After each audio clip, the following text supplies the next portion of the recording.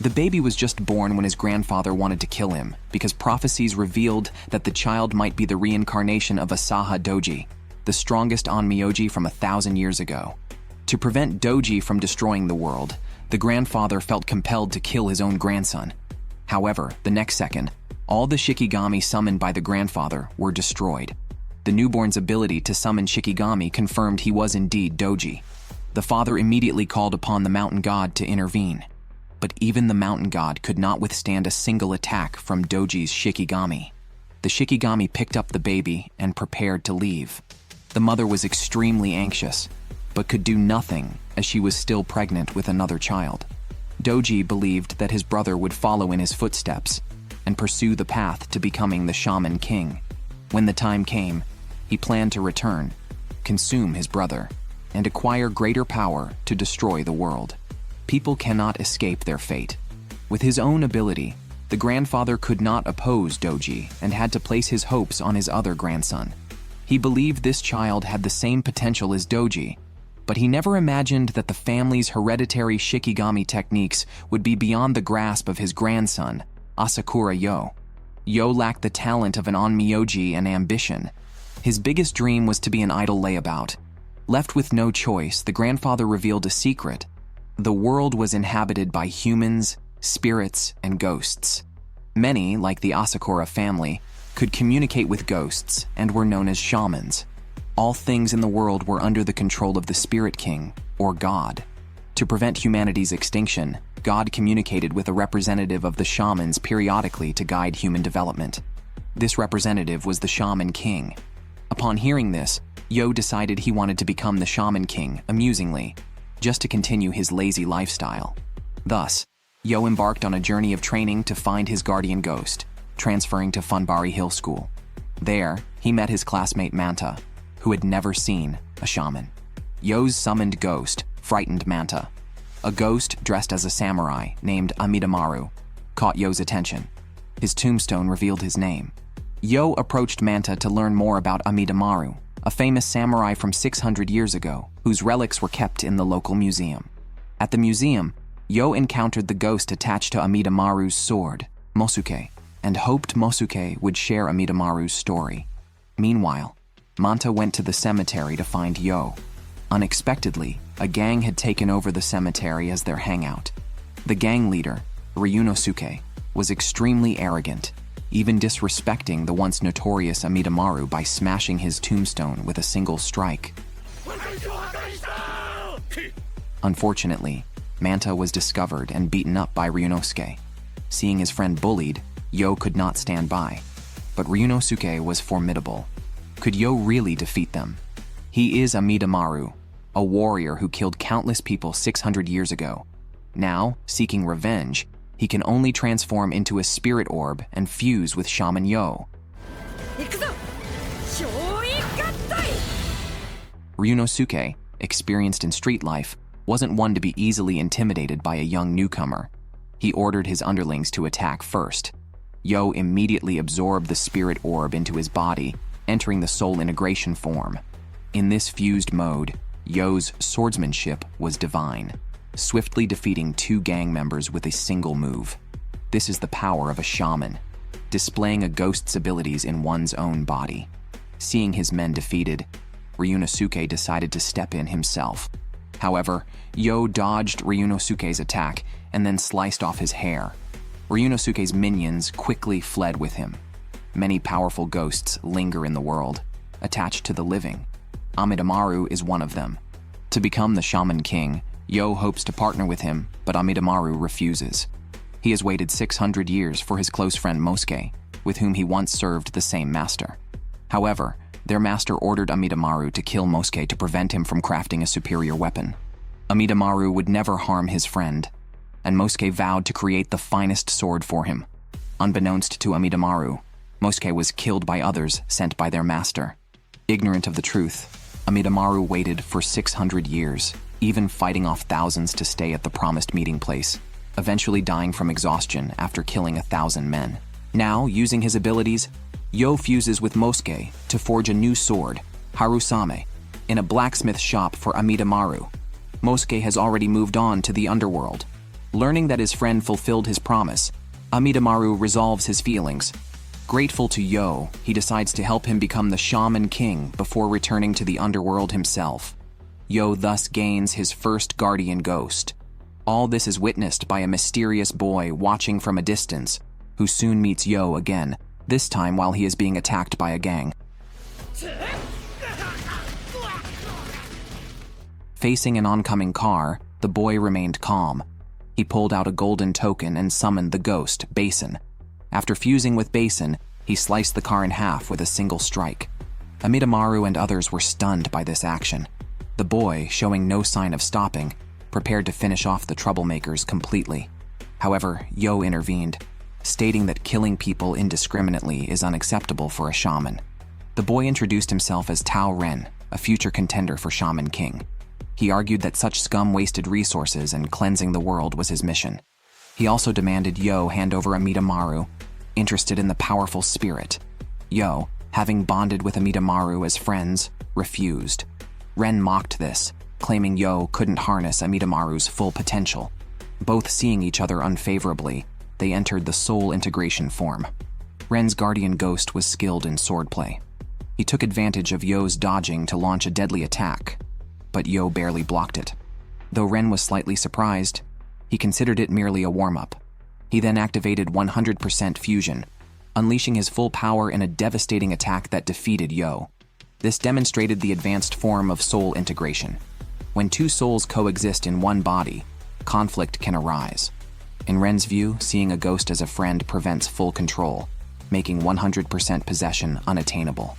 Aware of the significant gap in strength between himself and Ren, Yo decides to send Amidamaru to the afterlife, unwilling to let his friend fall into someone like Ren's hands. Enraged, Ren prepares to kill Yo, but Amidamaru shields Yo with his body, determined to protect him from any harm. Ren, at 100% fusion, charges at Yo again, but unexpectedly, his lethal attack is caught single-handedly by Yo. Yo, too, has achieved 100% fusion. He explains to a bewildered Ren that suppressing a guardian ghost isn't necessary. A true connection of hearts can also reach 100% fusion. Until the very end, Ren couldn't understand how someone who treated ghosts as friends could have the same potential to become the Shaman King as himself. After a devastating defeat, Yo also collapsed from exhaustion and woke up in the hospital. Besides Amidamaru and Manta, a cute girl appeared at the door. Manta, unaware of the trouble he was stirring, demanded to know who she was. The girl, Anna, was a shamaness adopted by Yo's grandmother, raised as Yo's betrothed. At just 13, she already possessed formidable powers. As the prospective Shaman King's wife, Anna had traveled far to ensure her fiancé intensified his training.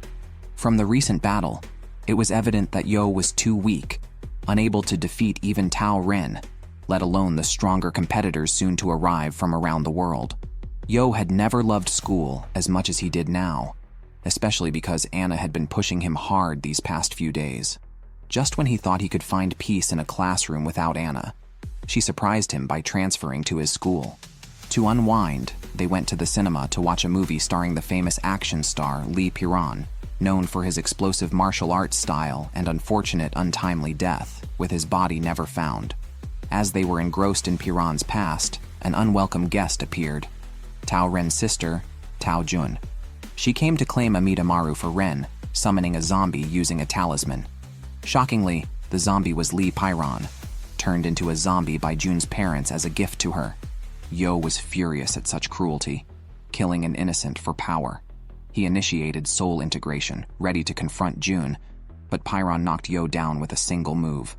Yo was powerless against Piran's strength.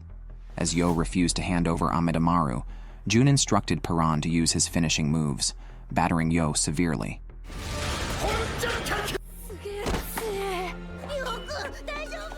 However, Yo stood up again, believing that while Jun could control Piran's body, she could never control his spirit. Hearing Yo's words, Piran shed tears, but helplessly bound to Jun's commands, he continued his assault on Yo. To help Yo become stronger, Anna chose not to intervene. However, Manta couldn't stand by and ran to find a suitable weapon for Yo. He happened upon Ryunosuke, who, after venting his frustration on Manta, agreed to lend his wooden sword. As a warrior, one's true strength is realized only with a sword in hand. Grateful to Manta, Yo and Amidamaru regained their fighting spirit. They dodged Pyron's attacks and destroyed the talisman on his head, freeing his sealed consciousness. Realizing he had been turned into a monstrous form by the Tao family, Pyron was consumed with rage and sought revenge on Jun. However, as he was about to strike, Yo stopped him. He urged Pyron to stay calm, explaining that killing Jun wouldn't change the past. Fuming, Pyron unleashed his anger on Yo, while Jun, realizing no one could match Pyron in his current state, ceased resisting. Anna, however, believed even the mighty Pyron had someone he feared. Jun remembered Pyron had a master, Shaman. Using her shamanic skills, Anna gathered the scattered soul of Master Shaman. After Yo disengaged from the fusion, Anna attached Shaman's soul to Yo. The boy was possessed by the ghost of the martial arts master Shaman. Despite his shaky appearance, it seemed unlikely he could withstand a strike from Pyron. However, facing Pyron's fierce attacks, Shaman easily dodged them and quickly identified weaknesses in Pyron's techniques, true to his status as a martial arts grandmaster. Shaman saw that his disciple had been blinded by hatred and had forgotten the true purpose of martial arts, which is to reach a state of ultimate freedom. Using Yo's body, Shaman executed his signature move from his lifetime.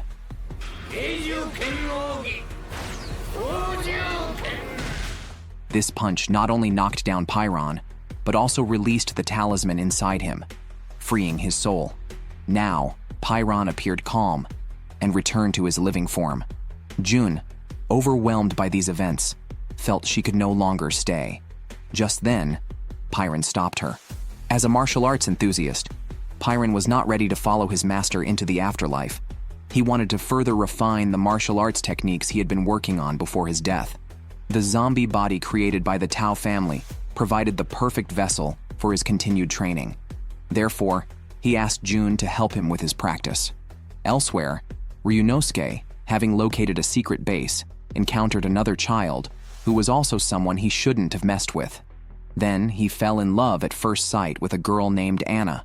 Following Anna home, he was shocked to discover that she was living with the boy who had previously beaten him up. The large house was rented by Anna for just $50, which surprised Manta on his first visit. Of course, the rent was so low for a reason. The house was crowded, but that didn't matter to a shaman. Having lost both love and dignity, Ryunosuke no longer had the will to live. At that moment, a sinister figure appeared behind him, offering to help him defeat Yo by using his body. The possessed Ryunosuke then ordered his subordinates to steal Amidamaru's sword, Harusame, from the museum. Manta accidentally witnessed this and hurried to report it, but was intercepted by Ryunosuke on the way. Meanwhile, Yo, who was using the restroom, suddenly had a bad feeling that Manta might be in danger. Just as everyone was preparing to go rescue him, Ryunosuke confronted them. Anna immediately realized that he was possessed by an evil spirit. This man was possessed by the ghost of Tokagero, a spirit from 600 years ago seeking revenge on Amidamaru, who had killed him. Amidamaru didn't remember him, but vowed to protect Manta if Tokagero dared to harm him. Enraged, Tokagero prepared to attack Manta. Yo initiated soul integration, but Tokagero was waiting for this moment.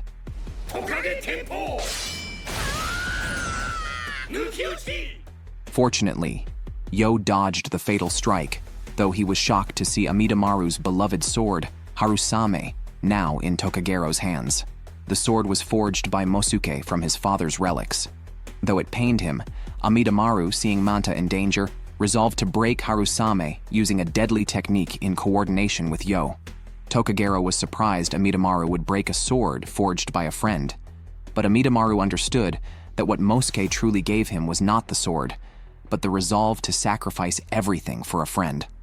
Yo urged Tokagero to surrender, but he stubbornly continued his attack on Manta. Even Ryunosuke's subordinates couldn't stand it anymore, shocked that their former leader had turned into such a scoundrel. As the situation worsened, Tokagero took Ryunosuke hostage. Anna challenged Tokagero to act, promising to obliterate him once his possession ended. Yo, unwilling to see anyone hurt, offered himself in exchange for Ryunosuke. Tokagero accused Yo of false kindness and invaded his body without hesitation.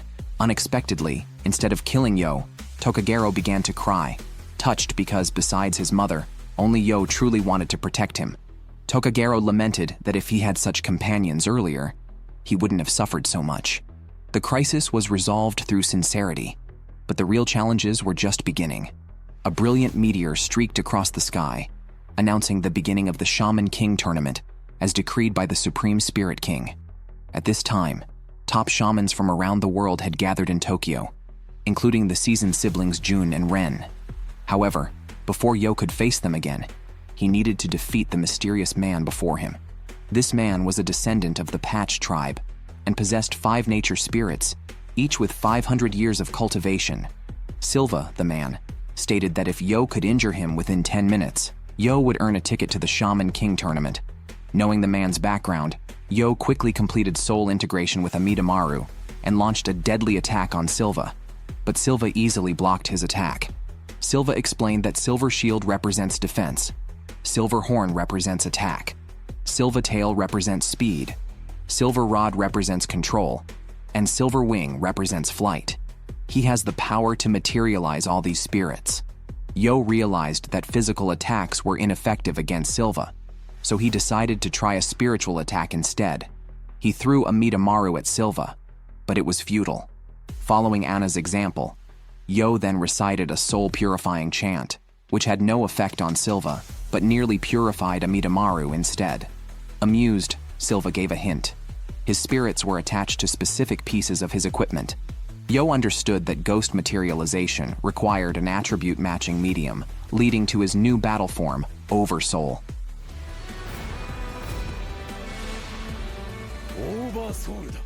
With Yo understanding how to use it, both were now on equal footing. Silva merged his spirits into his ultimate Oversoul totem cannon. If Yo could withstand this attack, he would pass the test. Failure meant death.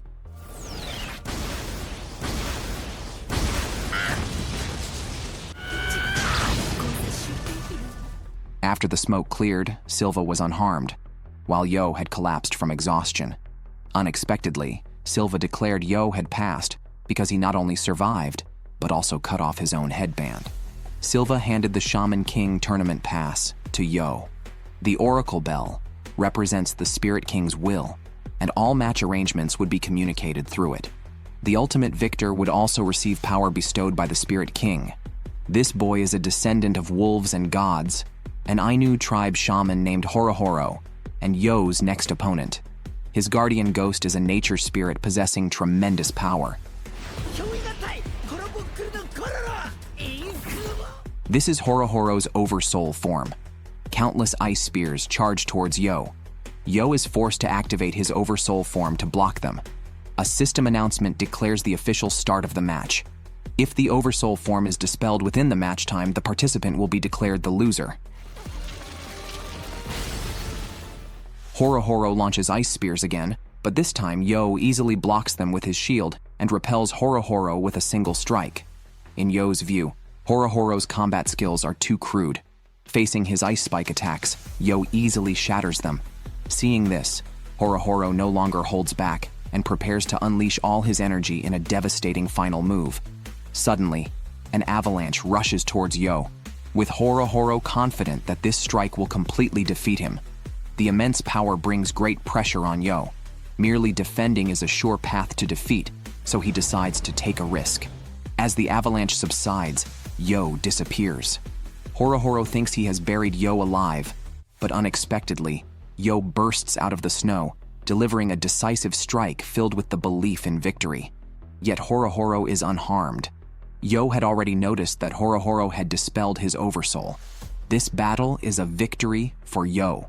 Ryunosuke celebrates Yo's first victory at home, and Horohoro joins in. His reason for wanting to become the Shaman King is simple: to help the nature spirits repair their damaged homeland. Yo finds Horohoro's dream noble and decides to help him achieve it. Fortunately, the tournament follows a double elimination format, giving Horohoro another chance. However, the joyful times are short-lived as Horohoro's sister Parika arrives, marking the end of his good days. Seeing Horohoro's miserable situation, Yo instantly feels a sense of kinship with him. This necromancer is impressive. He can turn a skeleton into a living being, ultimately transforming it into a blonde beauty. Named Faust, he is Yo's second opponent in the Shaman King preliminaries. As a necromancer, his power lies in summoning skeletons. Upon their first meeting, Faust summoned a group of skeletons that captured Manta and performed a live dissection on him. Yo managed to break free and rescue Manta, though Manta was severely injured. Furious, Yo fearlessly faced Faust's skeleton army, entering his oversoul form and instantly shattering all the skeletons. He broke through Faust's skeletal shield and inflicted serious injuries on him. However, Yo underestimated Faust's strength. The graveyard provided an endless supply of bones for Faust to command. Yo's energy rapidly depleted while Faust healed behind a wall of skeletons. Blinded by rage, Yo recklessly charged at Faust but collapsed from exhaustion halfway. Despite this, Yo refused to give up, determined to make those who hurt Manta pay. Sensing the right moment, Faust prepared to eliminate Yo. Beside him, a skeleton transformed into a flesh and blood blonde woman. His oversoul, Eliza.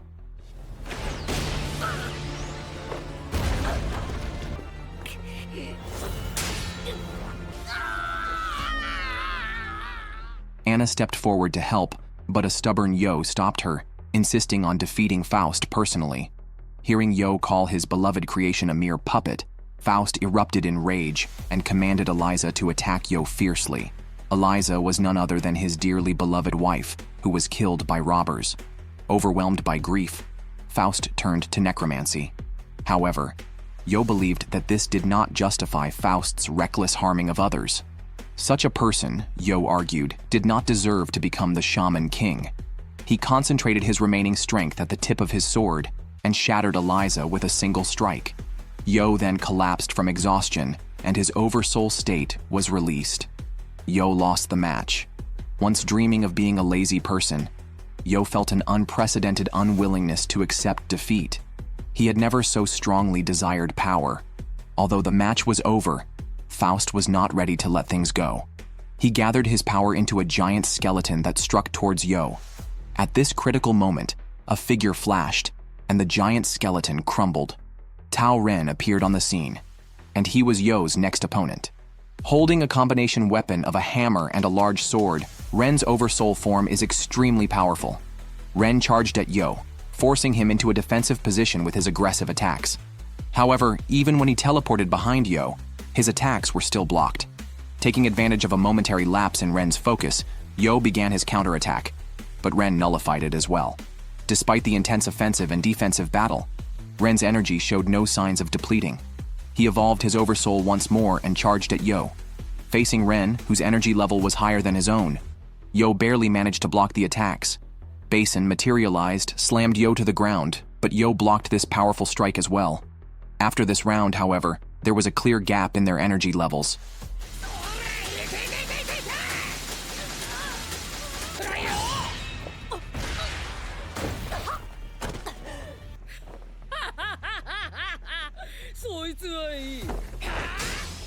Amidamaru, using his rich combat experience, spotted a flaw in Basin's technique.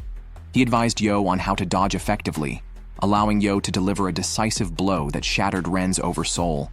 Ren, unwilling to accept defeat, couldn't afford to lose at all costs. He summoned his mount and merged with the spirit of the strongest horse, which had once been Basin's warhorse. The fusion made him immensely powerful, equalizing his energy level with Yo's. It all came down to one final move. For the first time, Yo attempted to materialize Amidamaru to meet Ren's strongest strike. After a massive energy blast, both Ren's and Yo's energy levels dropped to 0, and they both released their oversouls. It was unclear who won. Fortunately, Silva was present. He declared the match a draw, and both advanced to the main Shaman King tournament, facing shamans from around the world, including the legendary man. Ren stays temporarily at Yo's house. As a boy bearing his family's mission, Ren experiences for the first time what it means to have friends. However, the happy times are always brief, and Ren must eventually return home to resolve matters with his family. I've never seen a father like this. He not only imprisons his own daughter but also sets hordes of zombies against his son. However, with Tao Ren's current strength, handling these zombies is not a problem. He enters his oversoul form and easily defeats several zombie soldiers until his father, Tao En, appears. The formidable Basin seems like an ant in front of him. Ren, seeing his sister imprisoned in the distance, is enraged, especially after learning that his father killed Pyron to vent his anger because Jun defended Yo and him. Ren cannot tolerate it any longer and vows to make his father pay. However, to Tao En, his own son is too weak to cause him any harm. Heartlessly, Tao En locks his children in the dungeon and subjects them to inhumane torture. Jun loses all hope, but Ren does not see it that way. This time, he is not fighting alone. At this critical moment, Basin runs to seek help from Yo. Everyone immediately heads to China upon receiving the news. After scouting by Tokagero and Amidamaru, they find the Tao family compound deserted, likely a trap. But even if what lies ahead is perilous, nothing can stop them from rescuing their friends. Upon entering the room, they are immediately confronted by 5 different zombies, each a secret weapon refined by Tao En. These zombies are incredibly fast, and Ryunosuke is quickly overwhelmed. If not for Horohoro's timely rescue, they might have all been killed on the spot. Seeing the strength of the enemy, the group prepares to fight back.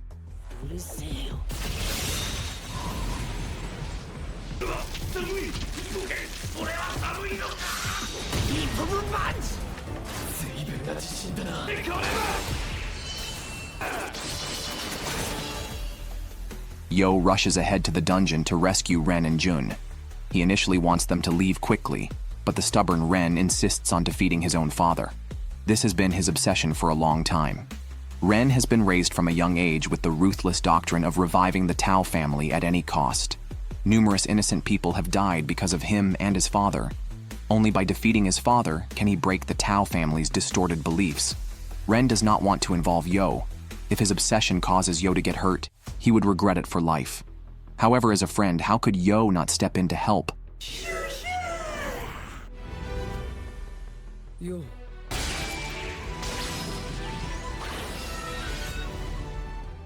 How strong are the zombies created by the martial arts master Shaman? Ryunosuke was beaten to an unknown fate, and Horohoro remains unconscious.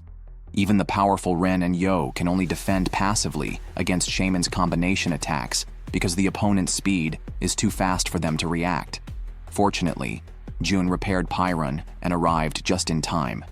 Disappointed in her father, Jun seemed transformed, no longer holding back. She resolved that her father would not hurt her or her brother again. With Jun's enchantments, Pyron's speed and strength surged.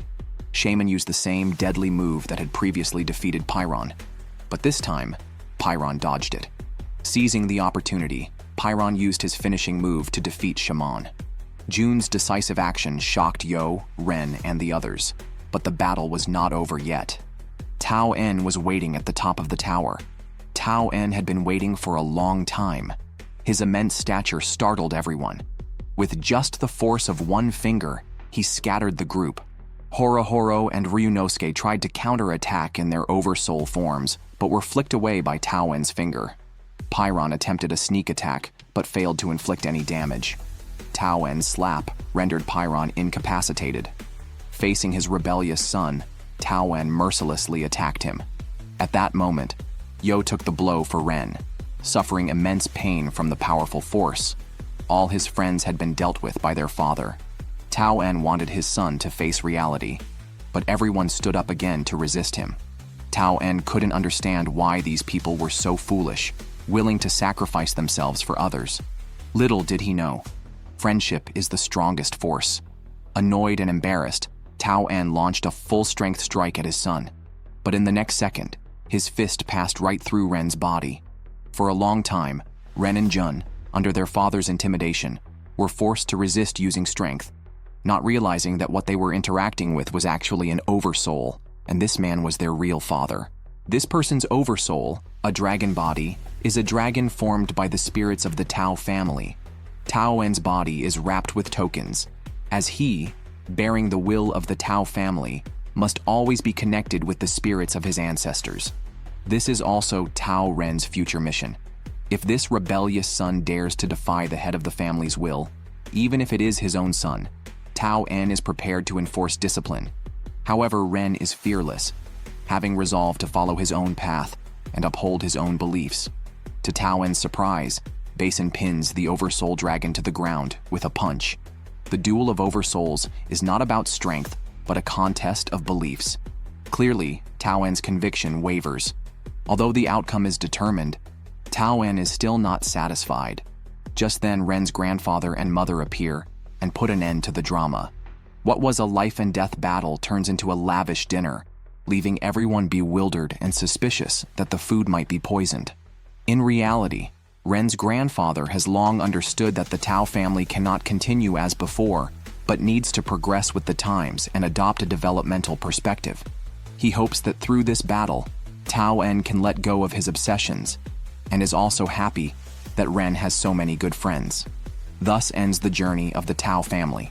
The group is set to travel to Tokyo to participate in the Shaman King tournament. On the way to Japan, Ren's father catches up and hands over the family's heirloom silver sword to Ren. This is the first time he has opened up to his son, hoping that Ren will use this sword to carve out his own future. After Yo helped Ren with his family issues, everyone finally returned to Tokyo. Only those who passed the preliminaries could participate in the main Shaman King tournament.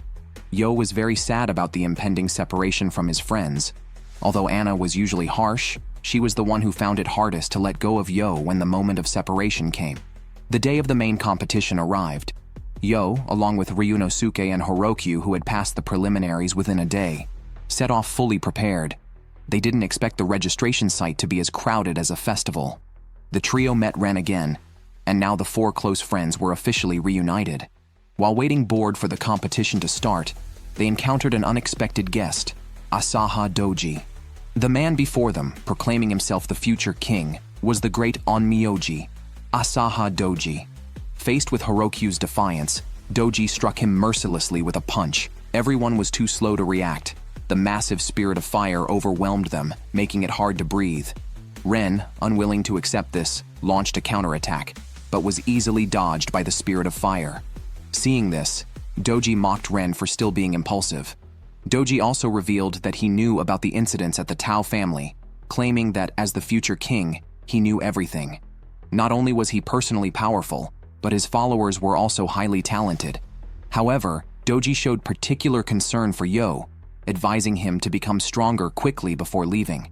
Next, the group was about to board a plane crafted by the Patch tribe's traditional techniques to travel to the competition venue. Since they were all on the same flight, Yo couldn't help but keep looking at Doji, who responded with a sunny smile. Suddenly, an announcement came from the Patch tribe chief, stating that the plane would soon vanish. The competitors would need to reach Patch Village on foot within 3 months. As soon as the announcement ended, the plane disappeared instantly, causing a moment of weightlessness that left everyone disoriented. Heroku prepared to use his Oversoul to glide down. Unlike the others' panic, Doji used the Spirit of Fire to carry his team, mocking Yo and the others for hitching a ride, especially since Heroku would run out of energy before reaching the ground. Fortunately, Yo and Ren remained calm. Panicking would only make things worse. Not everyone could fly like Doji. The competition was a test of who could remain calm under extreme conditions. Just before landing, everyone activated their Oversoul and survived the fall. Conveniently, they landed next to a road. Ryunosuke mentioned he still had an unused special move. With the help of a kind-hearted uncle, they reached a town to find the location of Patch Village. Instead of finding the Patch tribe, they discovered a Seminoa tribe folk song claiming the Patch tribe were demons, which confused everyone. It would be helpful to ask someone from the Seminoa tribe. Just then, a woman from the Seminoa tribe blocked their path, demanding Yo stop searching for the Patch tribe. When Ren refused, she summoned a group of dolls that attacked them. As the dolls approached, they morphed into ghosts that severed the limbs of Ren and others. However, their bodies were instantly restored. The woman told Yo and the others that the injuries were fake, but the pain was real. She explained that the pain was caused by the harms brought by the Patch tribe. Then, she pulled Yo and his group into the memories of the Seminoa tribe. 500 years ago, a member of the Patch tribe who proclaimed himself the future king demanded the submission of the Seminoa tribe. With just one move, he slaughtered the Seminoa tribe. Then he summoned the Spirit of Fire to kill the remaining people. Although his appearance was different, everyone was sure he was Doji. The woman, upon learning of Doji's existence and that they were his enemies, no longer troubled them. She even invited them to her home and shared all the information about the Patch tribe with Yo. The next day, as she watched Yo and the others leave, she felt hope for revenge for the first time. However, she would not live to see that day. The claws of the spirit of fire pierced her body. The moment she saw the spirit of fire, she knew that it was this man who had destroyed the Seminoa tribe 500 years ago. In fact, Doji's reincarnation into the Patch tribe was merely to obtain the spirit of fire. The Seminoa tribe was just collateral damage. But by the time the woman realized this, it was too late. The flames of the spirit of fire consumed both her body and soul. This boy's parents were just killed by a mysterious person. He wanted revenge, but a single look from the mysterious person shattered all his courage. Now, the boy has once again provoked the wrong people. Just moments ago, as Yo and his group resumed their search for Patch Village, they were stopped by a boy with green hair. His name is Dethil, and he wants to join Yo's team to go to Patch Village. Heroku, suspecting something was off, decided to test him. However, Dethil quickly launched a spirit attached to a crystal pendant towards Heroku. Ren stepped in to help, but both he and Heroku were instantly defeated by Dethil's formidable strength. Dethil thought he could now officially join Yo's team, but Yo firmly refused.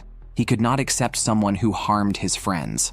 Dethil became desperate to join the team at any cost and, in his eagerness for approval, attacked Yo. This time, Yo was truly angered. He entered his oversoul state and shattered Dethil's pendant. Thinking Dethil would give up, Yo was surprised when Dethil, far from being angry, was actually pleased. He desperately needed a teammate like Yo. To impress Yo, he used his ultimate move. His oversoul pendant moved at the speed of light and formed a gigantic structure in the air.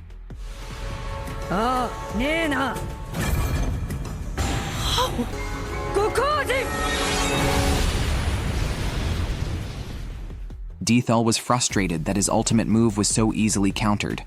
However, Yo sensed that Dethil lost because his mind was cluttered, preventing him from fully utilizing his oversoul. Yo punched Dethil to wake him up, prompting him to reveal his past. He once had a happy family. His father was a top detective in London, and his mother was beautiful and gentle.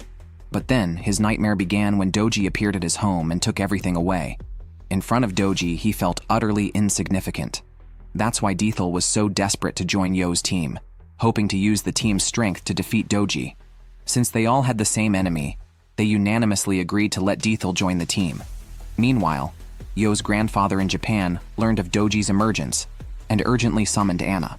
He handed her a secret book capable of defeating Doji, which documented all of Doji's spells. The book contained seals for 2 powerful Shikigami, but to gain Doji's power, they had no choice but to break the seals. Anna immediately picked up the Shaman's book to learn the corresponding spells. She quickly mastered a new skill to reseal the Shikigami. Breaking the Shikigami's seal caused a backlash against Doji, but the injury was minor for him. Thus, Anna took the Shaman's book and headed to Yo's location. Meanwhile, Dethil's new spirit, being too cute, became the team's favorite, causing Kororo to become jealous and run away from home. Without Kororo, Heroku almost fell to his death, but luckily, a ranger saved him. After being unconscious for 3 days, Heroku, with a hurt leg, set out to find Kororo and Yo. He learned that a fierce brown bear was nearby, hostile towards humans due to past injuries from poachers.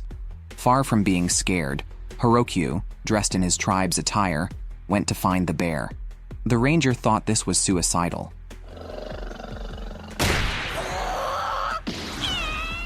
Heroku was not angry because, in his view, all animals are divine beings deserving of respect. It was his duty to persuade the bear to stay away from the human world and return to the deep mountains. Indeed, the bear sensed Heroku's sincerity and became docile. However, the poacher who had previously scarred the bear finally took its life. Enraged, Heroku wanted the poacher to pay, but the poacher started shooting at humans. Fortunately, Heroku used his ice armor to block the bullets.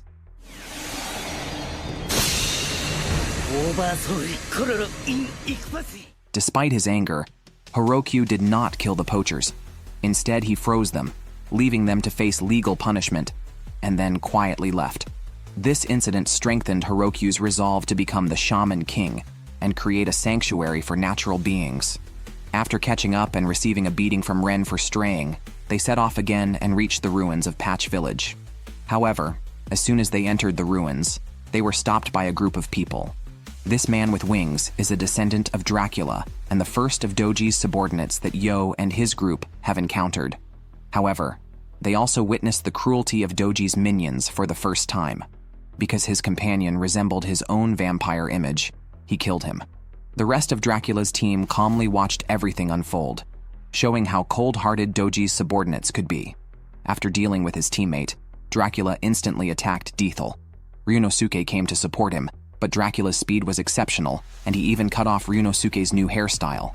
Dracula prepared to attack Heroku next, but Ryunosuke knocked Dracula away, declaring, "A head can be severed, but a hairstyle must not be messed up. Blood can flow, but spirit must not be lost." Dracula charged at Ryunosuke again, but was met with Ryunosuke's fist. The enraged Ryunosuke was unstoppable, and his guardian ghost was formidable. Dracula turned his wings into spikes and charged at Ryunosuke, who calmly countered with his Yamata no Orochi. However, the shattered blood turned into countless bats that bit Ryunosuke. Yo tried to help, but was stopped by Dethel, who had been bitten and controlled by Dracula. The group found themselves in a very passive situation. Seeing that the victory was certain, Dracula's other teammates left. Dracula revealed to the group that the one controlling Dethel was his archenemy, a vampire hunter, who had been turned into Dracula's guardian ghost under Doji's guidance. Knowing this, Yo's eyes instantly hardened, reassuring his companions not to worry about him. Facing Dracula's attack, the three surprisingly launched a counterattack without regard for Yo's safety.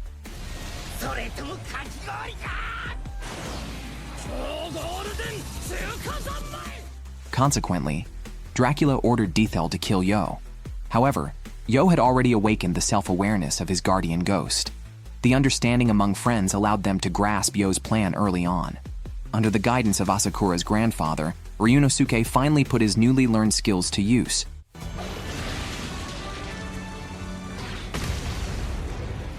Both Dracula and Ryunosuke exhausted their energy at the same time. Unlike Dracula, Ryunosuke had the support of friends. Yo prepared to ask Dracula for information about Doji.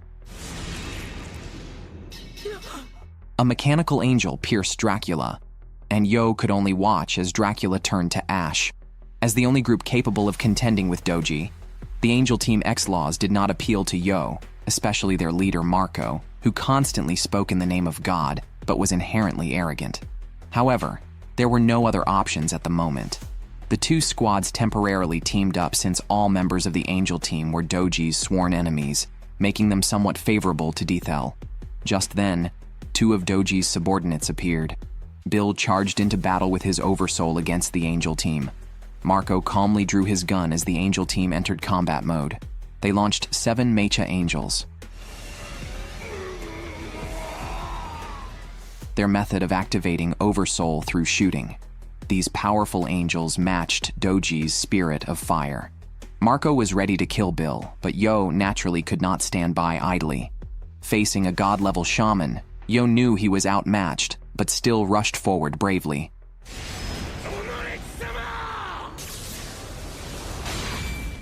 In this conflict, Harusami broke again. "We cannot plan together if we do not think alike," as the saying goes. Marco, with his Angel Team, left. Meanwhile, Manta and Anna arrived at the scene. Yo was not found yet, but they encountered Doji. The clever Anna realized that Doji knew she possessed the shaman's book. In reality, Doji hoped Yo would quickly learn from the book to enhance his power, thus advancing his own plans. He was not interested in the shaman's book, but in Anna herself. Anna slapped Doji, who had to admit she had spirit. Besides his mother, no one had ever hit him like that. On another note, Yo learned about the Star Sanctuary from Bill, which was also the final trial of the first stage of the competition. The group headed towards the sanctuary, but upon stepping into the sanctuary, Yo fell into a bewildering, dreamlike world. When he awoke, he found himself in a stone chamber. Silva informed Yo that he had reached Patch Village. The Star Sanctuary's great spirit, which had caused Yo's vision, is the destination for all souls, containing the Earth's 4.6 billion years of memories. Those weak in spirit might lose their souls upon seeing the Great Spirit. Yo's strength was acknowledged by the Spirit King, and Heroku and Ryunosuke also passed the test. Remarkably, Ren not only remained conscious upon seeing the Great Spirit, but kept staring at it. This girl is ruthless. She managed to buy a keychain worth $380 for just 380 yen, making her the ultimate bargainer. Anna's appearance truly surprised everyone. However, at that moment, a strange guy named Chocolove appeared. Ren was very wary of him, so Chocolove had to explain his purpose. The second round of the competition was a 3-on-3 team elimination match, and the survivors of this round were already dominated by 3 other teams with god-level shamans. Chocolove needed to join Yo's team to continue competing. Knowing the situation, Ren decided to let Chocolove and Heroku join his own team. Just as things seemed to settle, Faust appeared again. As Manta's nightmare, this time Faust did not do anything bad, but instead pleaded with Yo and others to let him join the team. Faust only wanted to see his wife again, and being alone, he would be eliminated if he couldn't form a team, losing his only chance to become Shaman King and revive his wife. Anna's skills in winning people over are also very high. By letting Faust join, he would loyally serve her. Anna also had another important task during this trip: to hand over the shaman's book to Silva to help the Patch tribe fight against Doji. Silva was worried that without the shaman's book, Yo could not stand against Doji. Little did he know, Anna had already mastered the entire secret book and had even tamed Doji's Shikigami, Zenki, and Goki. The second round of the Shaman King competition officially began. Everyone flew to the venue, excited except for Ren. The entire Tao family came in full force to support him, which embarrassed Ren. According to the tournament draw, Ren's team would face Yo's team in the second round. Regardless of the opponent, Yo was determined to give his all. The Shaman King team elimination matches started, with Ren's team facing Doji's Earth team first. Ren let Chocolove handle the relatively weaker BOZ brothers while he prepared to confront the opposing team's leader. As the referee started the match, the BOZ brothers launched their powerful moves at Chocolove, thinking they had the upper hand. However, their attacks were effortlessly absorbed by Chocolove's Jaguar. Having gauged the enemy's strength, Chocolove unleashed his finishing move, knocking out the BOZ brothers instantly.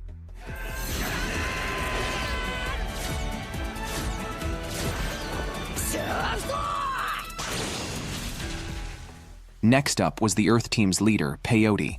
Surprisingly, the defeated BOZ brothers stood up again, controlled by Peyote's guardian ghost, which had possessed them, catching Chocolove off guard.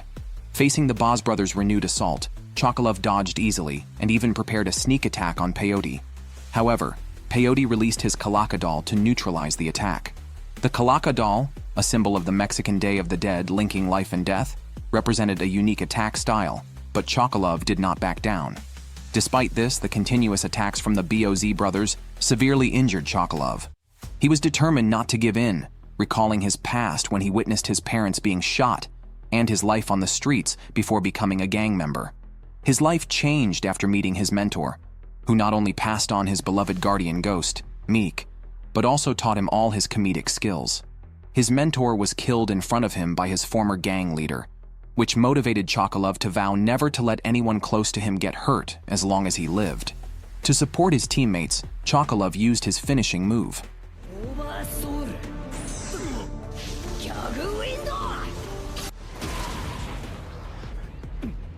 The attack did not harm Peyote, who was about to gloat when suddenly all his guardian ghosts uncontrollably started laughing.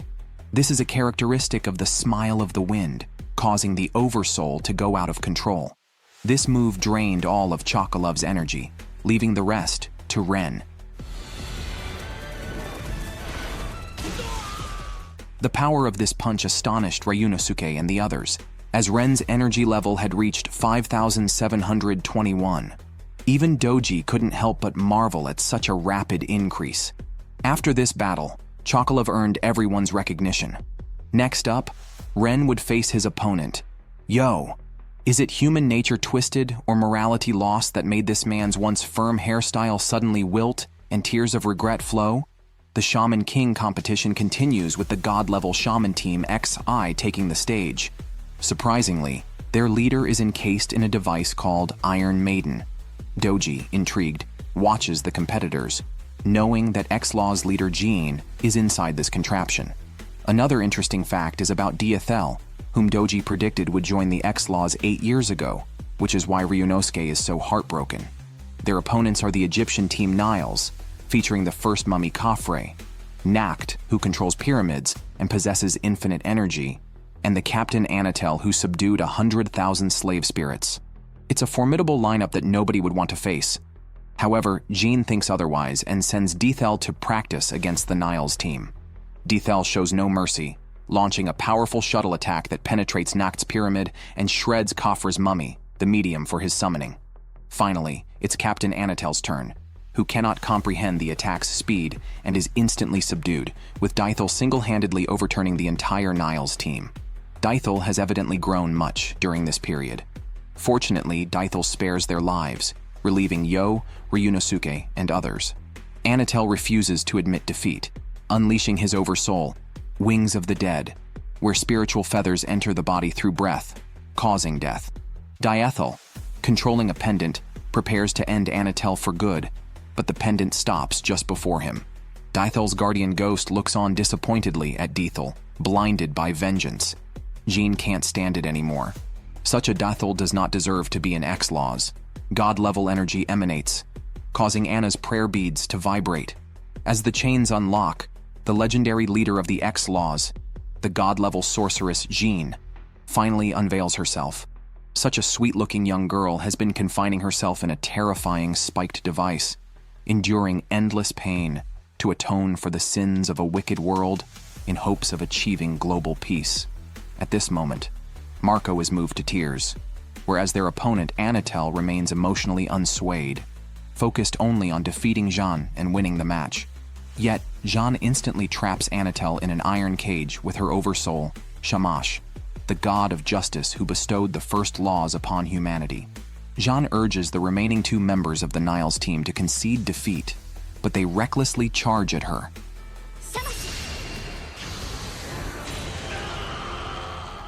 Jean advises them to surrender again, but they choose death over submission.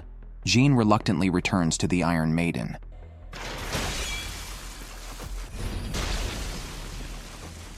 The second match of the Shaman King elimination round ends in such a brutal manner.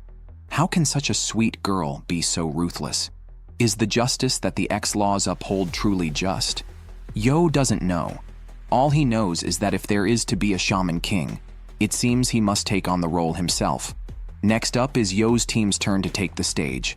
Their opponents are the Icemen team from Russia, featuring Zora, who can summon the mythical water sprite, Pino, who can summon the god of ravens, and the berserker Gunderson, whose medium is a Viking helmet. The opponents are clearly strong, but Yo and his team are full of confidence. It's time to show the results of their 2 months of training.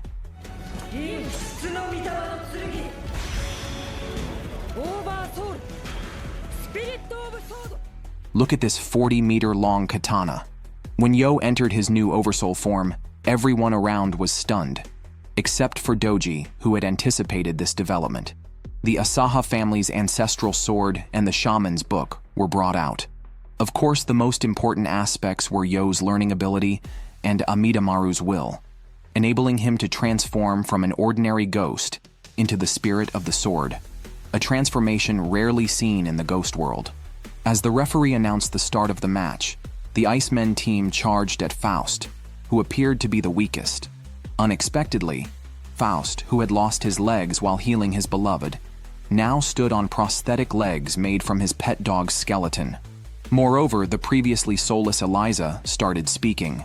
The Icemen team, having never seen such a bizarre shaman, was eager to eliminate this necromancer and unhesitatingly unleashed their combined finishing move, shooting numerous ice spikes. Faust shielded his guardian ghost with his own body, bewildering the Icemen team with his madness. They then prepared to target Yo. At this moment, Faust became furious, declaring that no one could harm Yo unless he was dead. 2 months earlier, Yo and Anna had invited Faust to work at their inn in exchange for Anna helping him summon his wife's spirit and teaching him the Shaman's book. Faust grasped the essence of necromancy, creating an ultimate oversoul by referencing his ancestor's masterwork, the artificial demon, making Eliza immortal. Proud of his creation, Faust put immense pressure on the Icemen team's leader, Pino. However, Pino quickly regained his composure, knowing a druid must maintain strong convictions.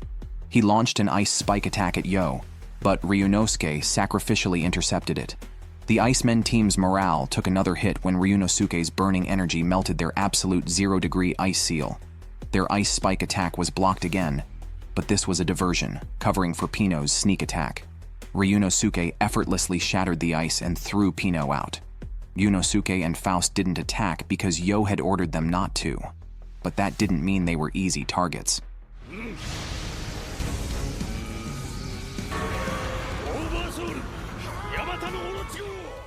With Yo's two subordinates being so formidable, it was clear Yo's power had soared.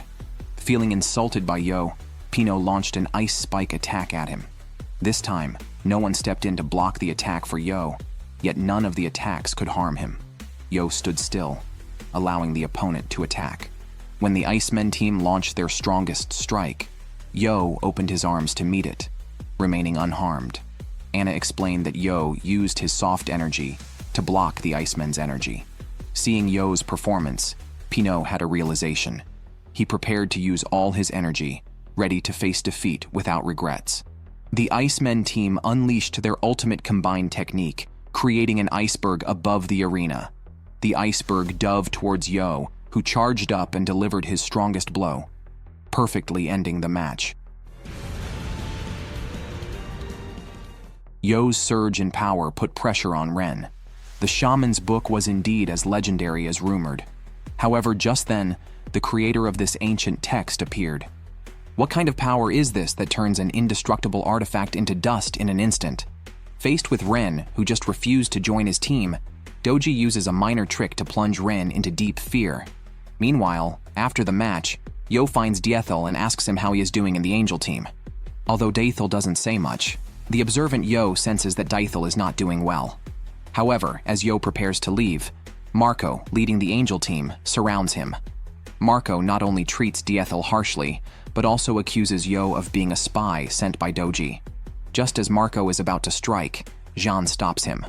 Jean highly regards Yo's strength and hopes he will join her team to fight against Doji, but Yo declines. This deeply saddens Jean. Marco is ready to vent his leader's frustration, but Yo now possesses great power. With Jean's intervention, both sides stand down. Let all disputes be settled in tomorrow's match. The next day's match featured a heavyweight showdown. The X-Law's X3 team versus Doji's Team Star. Faced with the formidable challengers, Doji had his subordinates forfeit directly to increase the challenge of the match. He expressed a desire to have all members of X-Laws take the stage, which infuriated the X3 team as they had never encountered such arrogance. As they activated their oversouls, the trio summoned divine mechanical angels, each with over 8,000 power. However, Doji found it boring. Facing their aggressive attack, Doji summoned the Spirit of Fire and instantly dispersed the enemy, instantly killing Mean. The remaining members of the X3 team emotionlessly watched their companion turn to ashes, then launched a second attack.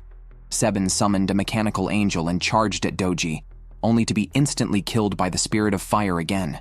Diethel knew they weren't insensitive, but were risking their lives to find Doji's weakness. X3 team captain Chris, despite severe injuries, discovered the fatal weakness of the Spirit of Fire. It relies on oxygen as a medium for summoning. However, Doji seemed unconcerned about this. Why is that? This grenade has the power equivalent to a nuclear bomb. The X3 team captain plans to use it to die together with Doji. Doji, however, does not respond and quietly watches his performance. A strong barrier ensures that the explosion does not affect the audience. Although thick smoke billows, Yo senses that Doji has not died. More surprisingly, Doji's Spirit of Fire has disappeared, replaced by a Spirit of Rain. No wonder Doji was unconcerned about Chris discovering his weakness. As the strongest on Myoji, Doji mastered the essence of the 5 elements centuries ago and achieved the ability to switch between them at will. 500 years ago, to obtain the ultimate oversoul, Spirit of Fire, Doji intentionally reincarnated into the Patch tribe. After acquiring the Spirit of Fire, he combined Onmyodo and Oversoul to freely switch spirit attributes, becoming the great Onmyoji Asaha Doji. From the surname Asaha, everyone learned of the connection between Doji and Yo. Yo was not intentionally hiding this. At this moment, Doji's energy level is at least 1.2 million. He did not want his friends to risk their lives for him. Doji's strength left everyone present feeling hopeless. Yet this was not the end. The mere destruction of the body could not demonstrate his majesty. Doji summoned the souls of the 10 team members, not willing to waste such excellent spirits. The match was temporarily halted due to damage to the arena. Silva found the host and obtained Doji's match recordings, hoping to find a way to defeat him. At the same time, another group was also taking action to defeat Doji. Yo's parents unexpectedly visited Ren's grandfather. Representing the Asaha family, they sought help from the Tao family, hoping that Ren could learn the Shaman's book to assist the Asaha family in combating Doji. However, Ren, being a prodigy of the Tao family, was intensively trained by Tao En, who would only agree if Yo's father, Asakura Mikihisa, could defeat him. The duel between the fathers ended with Tao En's defeat. Next, they would need to win over Ren. This is a divine weapon that merges countless arms, Ren's latest oversoul. Mikihisa tried to take him as a disciple but was rejected, which is understandable given Ren's pride as a genius unwilling to be taught by someone from the Asaha family. Seizing this opportunity, Mikihisa tested the power of the divine artifact, the Silver Sword. He summoned a Shikigami and attacked Ren, with the Silver Sword forming an array of thousands of weapons that crushed the Shikigami to dust. Armed with the Silver Sword, which combines thousands of blades, and the Ghost of Basin, who fought battles 1800 years ago, Ren was significantly empowered. However, an unexpected turn occurred when Mikihisa and his Shikigami reappeared. In his eyes, Ren's strength was unimpressive.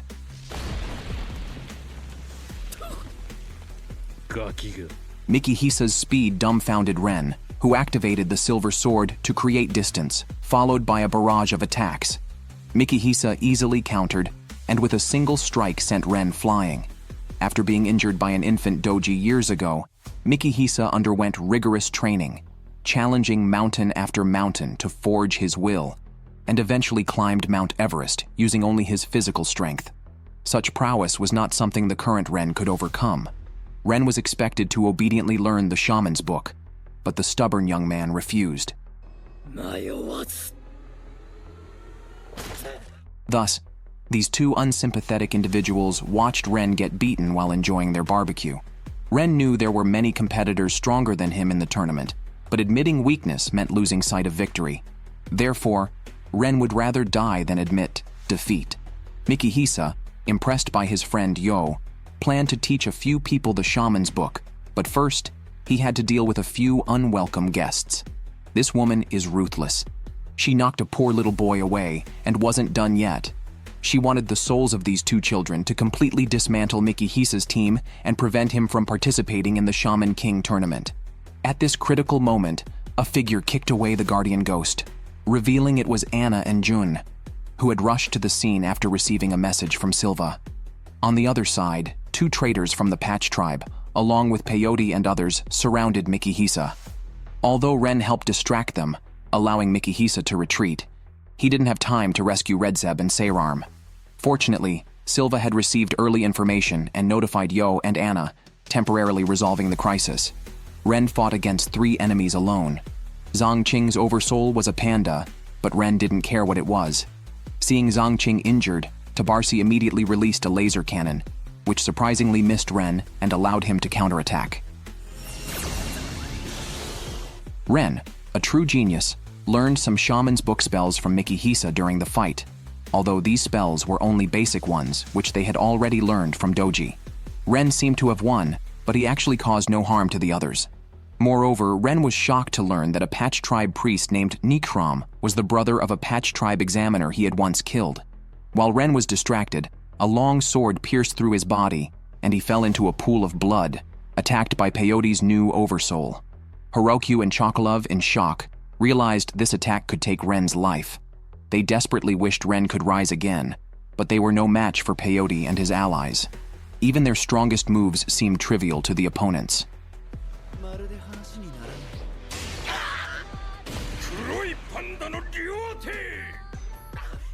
Heroku did his best to block Tabarsi's attack and used his remaining energy to freeze Ren's wound. Somehow, they must find a way to save Ren quickly. But can the two escape successfully? The boy's chest was pierced by a huge blade, leaving his life hanging in the balance. Heroku froze Ren's wound and prepared to join forces with Chocolove to fight the enemy, hoping to defeat them quickly and take Ren to the hospital. However, reality harshly shattered their illusion. They were too weak. Zhangqing easily defeated them, and Nikram further taunted them by revealing that Heroku and the others had a mere 2,000 energy points, not even enough to qualify for the Shaman King tournament. Shocked and speechless, they were filled with humiliation and frustration. Zhangqing, having had his fun, was ready to kill them both when suddenly, it seemed as if Doji appeared before him. But it was actually Yo. Seeing Ren severely injured, Yo knew it was Nikram's distraction that caused it. Ren was no longer the merciless killer he once was.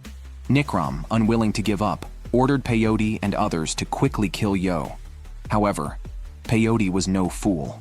They knew they were no match for Yo, especially with two strong men glaring at them from the sidelines. Nikram fled in terror. Just when it seemed Ren might be saved, Faust declared that Ren's severe injuries were beyond even divine help. Heroku could not accept his friend's death or Yo's apparent indifference, not knowing Yo had already made his own plans. Several kilometers away, in a luxury car, Manta was extremely nervous, his fear stemming from a girl sitting in the back seat. On the other side, Anna and Kana, two beautiful women, faced off against each other. However, Anna did not rush to attack. Instead, she let Jun warm up first. Kana's guardian ghost was an armored knight, but their guardian ghosts were not on the same level. One moment, the armored knight was formidable. The next, it was reduced to scrap metal by Pyron. After Pyron was severely dismantled by Tao En, Jun not only repaired Pyron, but also used mechanical technology to enhance its physical body. This added extra mechanical impact to Pyron's original moves, multiplying the damage. However, such modifications, which went against the spirit of martial artists, truly displeased Pyron. Doji's subordinates were not so easy to deal with. Now it's time to see how Kana will retaliate. This man has experienced thousands of years of life and death reincarnations, boosting his energy to as high as 1.25 million. In order to increase her power, this adorable girl even dared to enter a torture device full of spikes, pushing herself close to death. For a shaman, the closer to death, the easier it is to transform. Jean is certain that if Ren survives this ordeal, his energy will increase by at least 50,000. However, as the price for reviving Ren, Yo must withdraw from the Shaman King competition. Clearly, no one understands Yo's actions, but both parties have no choice. Yo cannot stand by and watch Ren die, and Jean cannot allow Doji to consume Yo and grow even stronger. Thus, Yo's withdrawal is a temporary measure. Just like that, Yo officially withdrew from the Shaman King competition. With the competition's start time approaching, Doji's flower team becomes increasingly aggressive.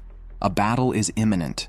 However, the girls of the flower team never expected that Tamao's two guardian ghosts would turn out to be perverts, which is truly embarrassing. This infuriates the members of the flower team, who prepare to seriously teach them a lesson. Meanwhile, Anna chooses not to linger in battle. She has a bad feeling and must meet up with Yo quickly, leaving the rest to Tamao and Jun. Anna urgently took the siblings to the competition venue. She noticed that Seirarm, her sister, had a vacant look and had not spoken a word from the beginning. It turned out that 3 years ago, their father was murdered by an unknown assailant, and Seirarm, the only witness, developed autism due to the trauma. Red Seb joined the Shaman King competition to find his father's killer and help his sister recover. They were not shamans. Their participation was made possible by an invincible golem left by their father. Seirarm called out to the sky, summoning a huge golem that descended from above, allowing the siblings to make it to the competition on time. Meanwhile, Jun and Tamao were not as fortunate, as Kana and the others' strength far exceeded their expectations. This cat is 1,000 years old. His name is Matamune. He followed Doji to the Asaha family 10,000 years ago and has lived there ever since. Now he is accompanying Yo to Mount Osore to meet Yo's fiancée, Ana. Although it is their first meeting, Matamune immediately sees that Yo, despite his cheerful appearance, is incredibly lonely inside. Yo's identity and the mission he carries unconsciously distance him from his classmates. Therefore, Yo is somewhat excited about meeting Ana, knowing she could unlock his heart. Mount Osore, one of Japan's 3 most haunted mountains, is shrouded in sulfuric steam, making it a fearsome place. However, it is believed to be where the spirits of the dead return, facilitating better communication with them. Yo finds this chilling, yet Matamune learned it from a tourist brochure, so its true nature remains to be seen. Yo's grandmother, a shaman, lives in the cold region of Shimokita. Matamune last saw her 50 years ago and plans to revisit old times with her. Before leaving, Matamune advises Yo to always stay true to himself. Yo has many questions, and as he runs after Matamune, a cute girl appears before him. Yo's timid look infuriates Ana, making her question how such a person could be her husband. Yo's confusion deepens as Ana looks down on him. At that moment, a blue demon emerges from the water, intent on devouring Yo. Yo runs, attempting to use his signature skill, which fails to harm the demon. Frightened, Yo nearly wets himself, but Matamune arrives just in time. Remaining calm, he informs Yo that the blue demon is a malevolent spirit, but with his presence, there is no need to worry.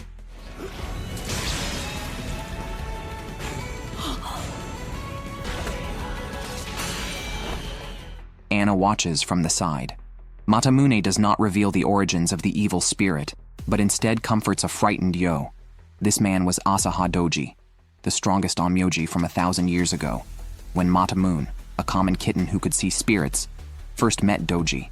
Doji took pity on him and kept him by his side. The pendant, infused with Doji's power, allowed Matamune to transform into human form.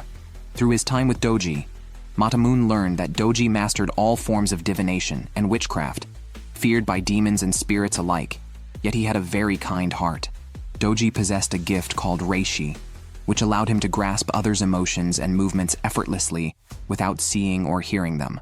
However, the stronger this power, the more he was forced to absorb the thoughts of others, including intense hatred and resentment which corroded his spirit, eventually giving rise to an evil spirit within him.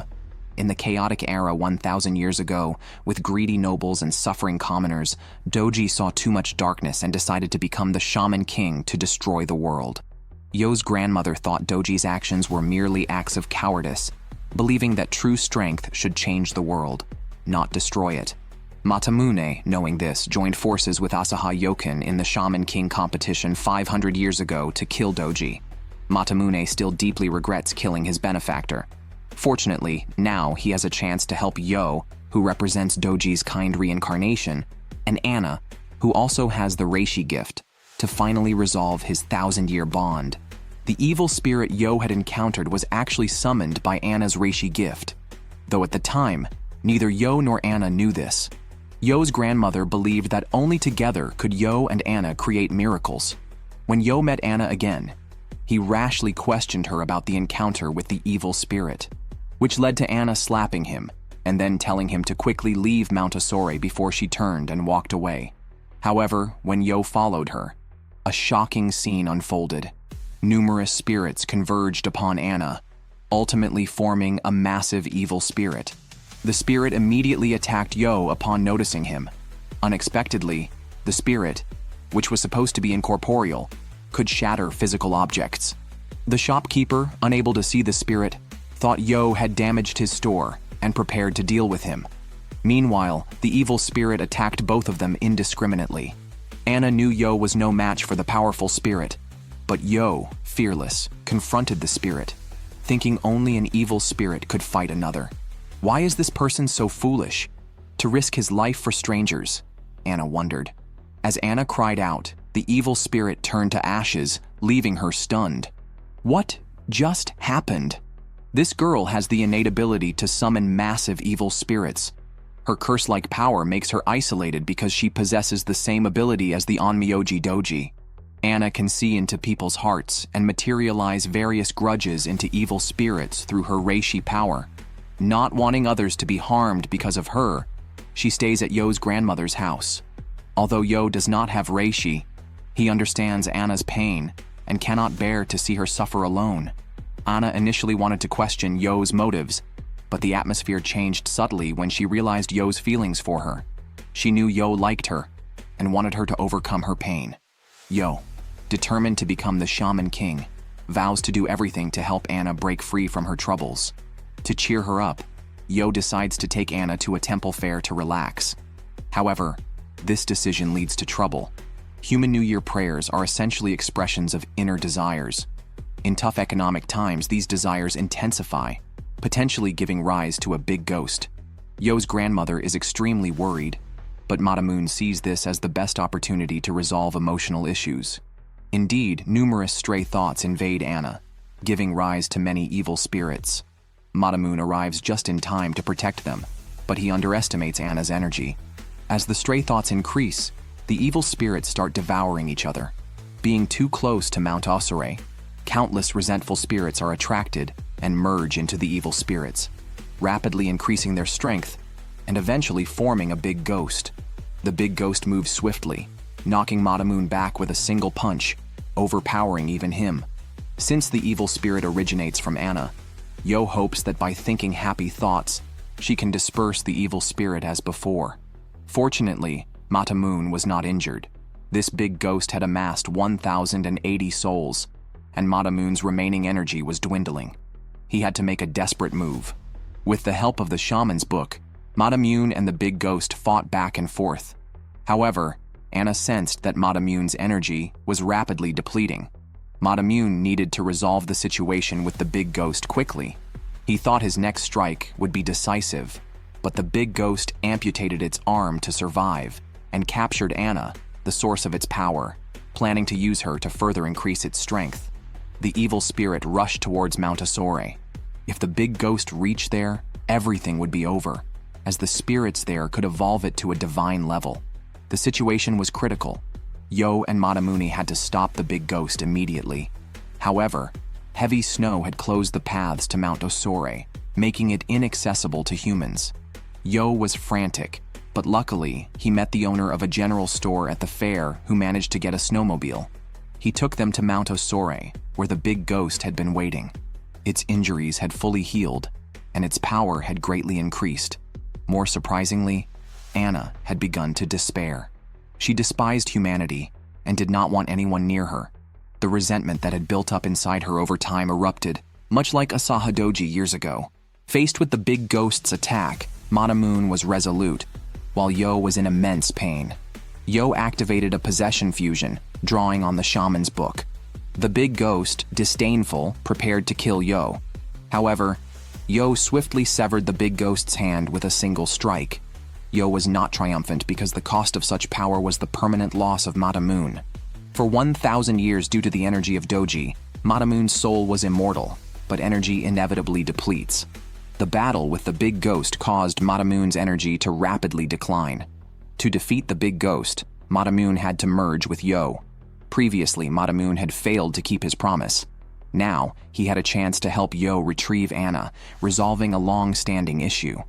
Anna watched Yo, shocked. Why would someone willingly sacrifice their life for her? The big ghost, craving power, fueled Anna's negative emotions. However, Anna had an epiphany and confessed her feelings to Yo. In a rage, the big ghost launched a lethal attack towards Anna. In this critical moment, Yo cleared all the lesser spirits. With little energy left, it was time to annihilate the big ghost and also to say goodbye to Matamune. Yo vowed that one day he would acquire the same power as the man who could resurrect Matamune.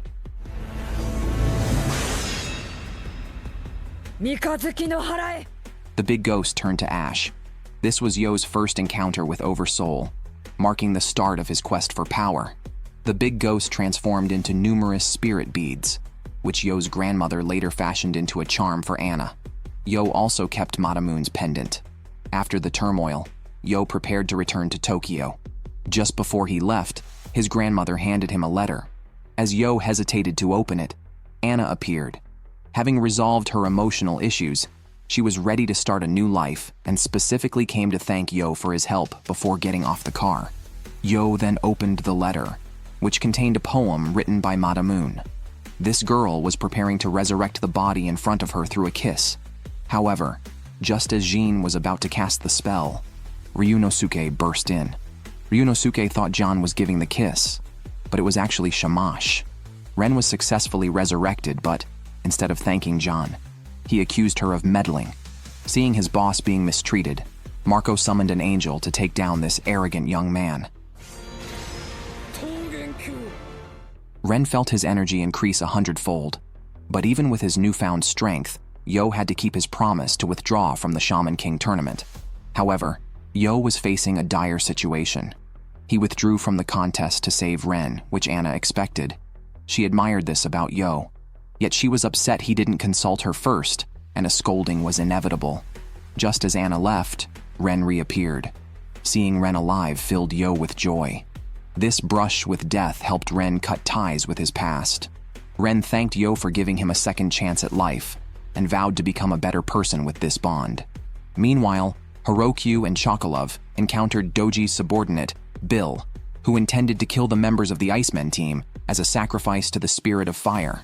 Heroku wanted to help the Icemen team, but after fighting with the X-Laws, Bill and his mysterious ally Brocken had become much stronger, with an energy level of 200,000 compared to Heroku's 2,000. Still, Heroku charged forward without hesitation. To Bill, Heroku's actions seemed more foolish than brave. The real gap in strength wasn't something a few catchy slogans could overcome. Bill quickly overpowered the Icemen team and Heroku. Watching from afar, Heroku's father saw everything but refused to intervene, despite Parika's pleas. Planning to leave the island, Heroku's father attracted Bill's attention, who thought he could kill this powerful man as an offering to Doji.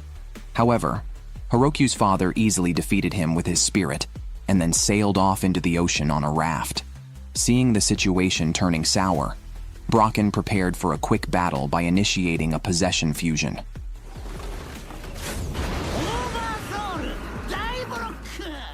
Facing Brocken, whose energy was hundreds of times his own, could Heroku escape unscathed? This is a giant Tyrannosaurus Rex made of Lego pieces.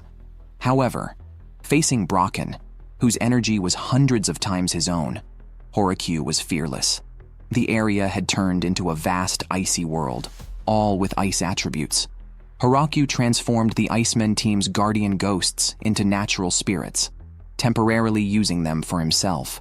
Heroku understood the risk of mental breakdown from forcibly increasing his energy, but this was his only chance to defeat Brocken. Brocken charged forward in his Lego dinosaur. Heroku's attacks had no effect on him. So, Heroku summoned a second Oversoul, a huge water column that surged towards Brocken, followed by a third Oversoul, turning the water into countless ice blades, shattering the Lego dinosaur. Heroku's rapid progress was impressive, but it still did not bridge the gap in energy. Brocken then reassembled into a giant Lego tank. Heroku's skills were linked seamlessly. From the moment he froze the entire beach, he had planned to push Brocken into the sea.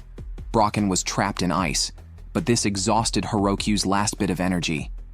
The perfect blend of power and wisdom astonished the onlookers. Turns out, Brocken's Oversoul was made up of countless mice.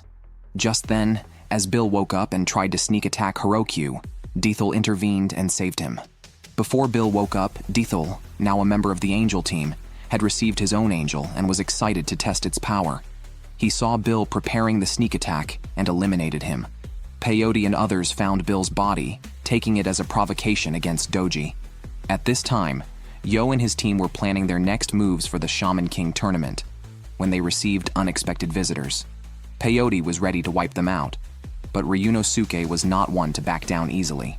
Yo, not wanting to entangle with Doji's men outside the tournament, instructed Eliza to lead the group to escape.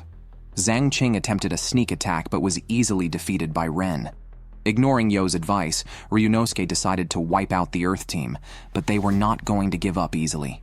Yo received information from Amidamaru that Ryunosuke hadn't joined them but was entangled with the Earth team. However, Peyote's new oversoul was too strong and quickly overpowered Ryunosuke. In a state of unconsciousness, Ryunosuke seemed to enter a heavenly world filled with majestic Buddhas. He made a wish to find a wife as good as Anna before he died. It seemed Buddha heard his prayer as a female bodhisattva descended from the sky, defeating Peyote's oversoul with a single punch.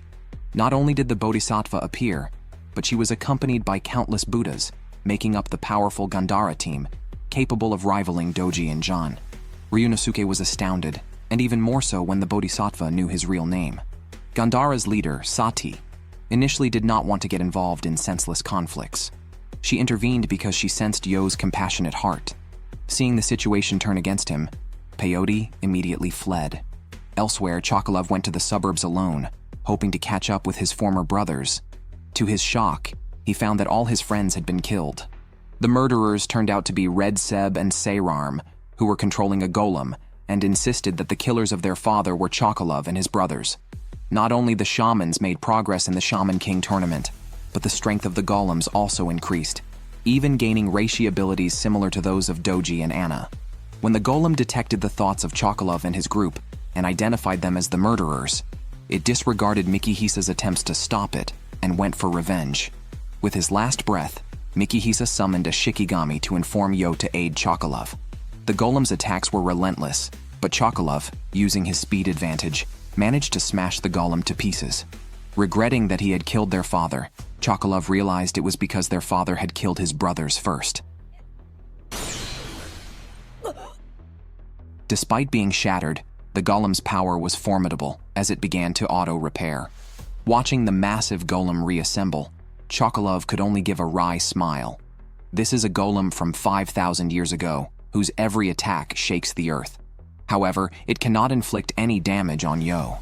Yo believes that since Redseb has killed Chocolove and completed his revenge, he should stop there. But Redseb thinks his sister has not yet returned to normal, suggesting Chocolove might not be completely dead. He is half right. Chocolove's physical body is indeed dead, but his soul likely still clings to it. Ryunosuke takes the bodies of Chocolove and the others to seek help from Gandara. Redseb activates the golem to kill Yo, but Yo is not one to be slaughtered easily. This is the first time someone has emerged unscathed from Yo's attacks, showing the terrifying strength of the current golem. Fortunately, the golem's attacks are linear, making them easy for Yo to dodge. As Yo pressed forward, Seirarm, the sister, switched the golem to flight mode and began indiscriminate bombing of the ground. It seemed Yo was turned to ash, but with the help of Spirit of Sword, Yo managed to sever the golem's head with a single strike. When will this cycle of vengeance end? Overcome by rage, Redseb finally came to his senses and regretted the blood on his hands. This is a new form of the golem, one that even Redseb has never seen before. Yet Yo remains calm. He summons Amidamaru to soften the impact of his fall. At this point, Yo is bleeding profusely, indicating a need to retreat as his injuries are more severe than anticipated. With a clear mind, Yo recalls the resurrections of Ren and Ryunosuke. If Jin and Sati can accomplish that, then so can Yo. Just then, Seirarm locates Yo's hiding place through the golem and switches it to a new combat mode, preparing to eliminate Yo.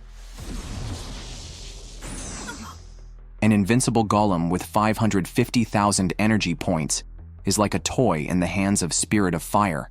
Doji plans to take control of the golem, aiming for the ultimate evolution by having Spirit of Fire devour it.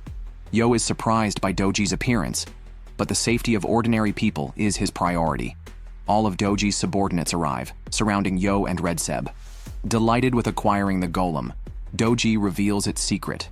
Redseb can control the golem because it possesses advanced energy storage capabilities, a rare technology akin to a battery, giving the golem an impressive 550,000 energy points. Surprisingly, the real controller of the golem turns out to be their father's spirit. The golem managed to inflict some damage on the Spirit of Fire, but that was all. As Redseb's friend, Yo would not allow Doji to harm the golem. However, at this moment, Yo couldn't even defeat Zhang Qing or Peyote, let alone Doji. This was the reality of their power difference. Doji advised his brother not to meddle and then ordered the spirit of fire to devour the golem. Yet Yo was not about to let Doji succeed and launched an attack using his last bit of energy. Enraged, Doji was about to punish Yo when Dethel appeared and snatched the golem away. Heroku and Ren restrained Doji's subordinates. Dethel had witnessed Chocolove being killed but did not intervene because Doji had killed his own parents. He deeply empathized with Redseb's feelings. However, a conversation between Yo and Redseb made him realize that endless vengeance is pointless. Valuing present friendships over seeking revenge held more meaning. Thus, risking everything, he called on Ren and others to help. Unfortunately, Doji hardly cared for the few in front of him, unable to comprehend their foolish friendships. As the strongest oversoul, the spirit of fire consumes 330,000 energy points per summon. Doji himself has over 1,250,000 energy points, allowing him to summon such a powerful oversoul 3 times. Camel, operating a golem with 550,000 energy points, feels powerless because his deep obsession with his golem research at the time of his death has turned him into an earthbound spirit. He is completely unaware of Redseb's presence. Yo believes that Redseb can awaken his father, but it will take some time. During this period, Yo and his friends will buy time for Redseb. Doji quickly recognizes that Yo's spirit sword is inspired by Matamune, which evokes a rare sense of melancholy in him. To everyone's surprise, Doji then leaves. He is a truly unpredictable man. Although Doji has left, the golem crisis is not over. Camel, having lost his self-awareness, attacks Yo and others. Camel and Mikihisa were old friends who hit it off immediately. Camel knew his research was very dangerous and could eventually lead to his death. Thus, he asked Mikihisa to look after his children after he died. Now, with Mikihisa severely injured, Yo must take over. Currently, Yo is seriously injured and must flee with Dethel's help. The golem, needing a soul to restore energy, relentlessly pursues them. Everyone believes that Camel has completely succumbed to evil, but Redseb is convinced that his father would not be so heartless. He is prepared to use his own life to awaken his father. Ren instructs Dethel to stop, planning for everyone to escape if Redseb fails, with himself staying behind to cover their retreat. The golem's energy is running low. Despite Redseb's calls, Camel still launches an attack. Shockingly, a terrifying laser is deflected by a giant figure, who turns out to be Chocolove, previously thought dead. Facing Camel, Chocolove calmly admits he was the one who killed him years ago. Unable to accept his own death, Camel roars and charges at Chocolove, intent on making him vanish. However, even without using Oversoul, Chocolove dodges and attacks the golem. Ren quickly notices the intricacy of the situation. The entire battle area is filled with a web-like energy net. Chocolove moves freely on this net, which is generated by his summoned Oversoul. Everyone meets Chocolove's master for the first time. He explains that Chocolove was once terrified of the dark and strayed into many misdeeds. Fortunately, meeting Yo and his friends brought him back from the brink of death, with a sincere soul ready to atone for his sins.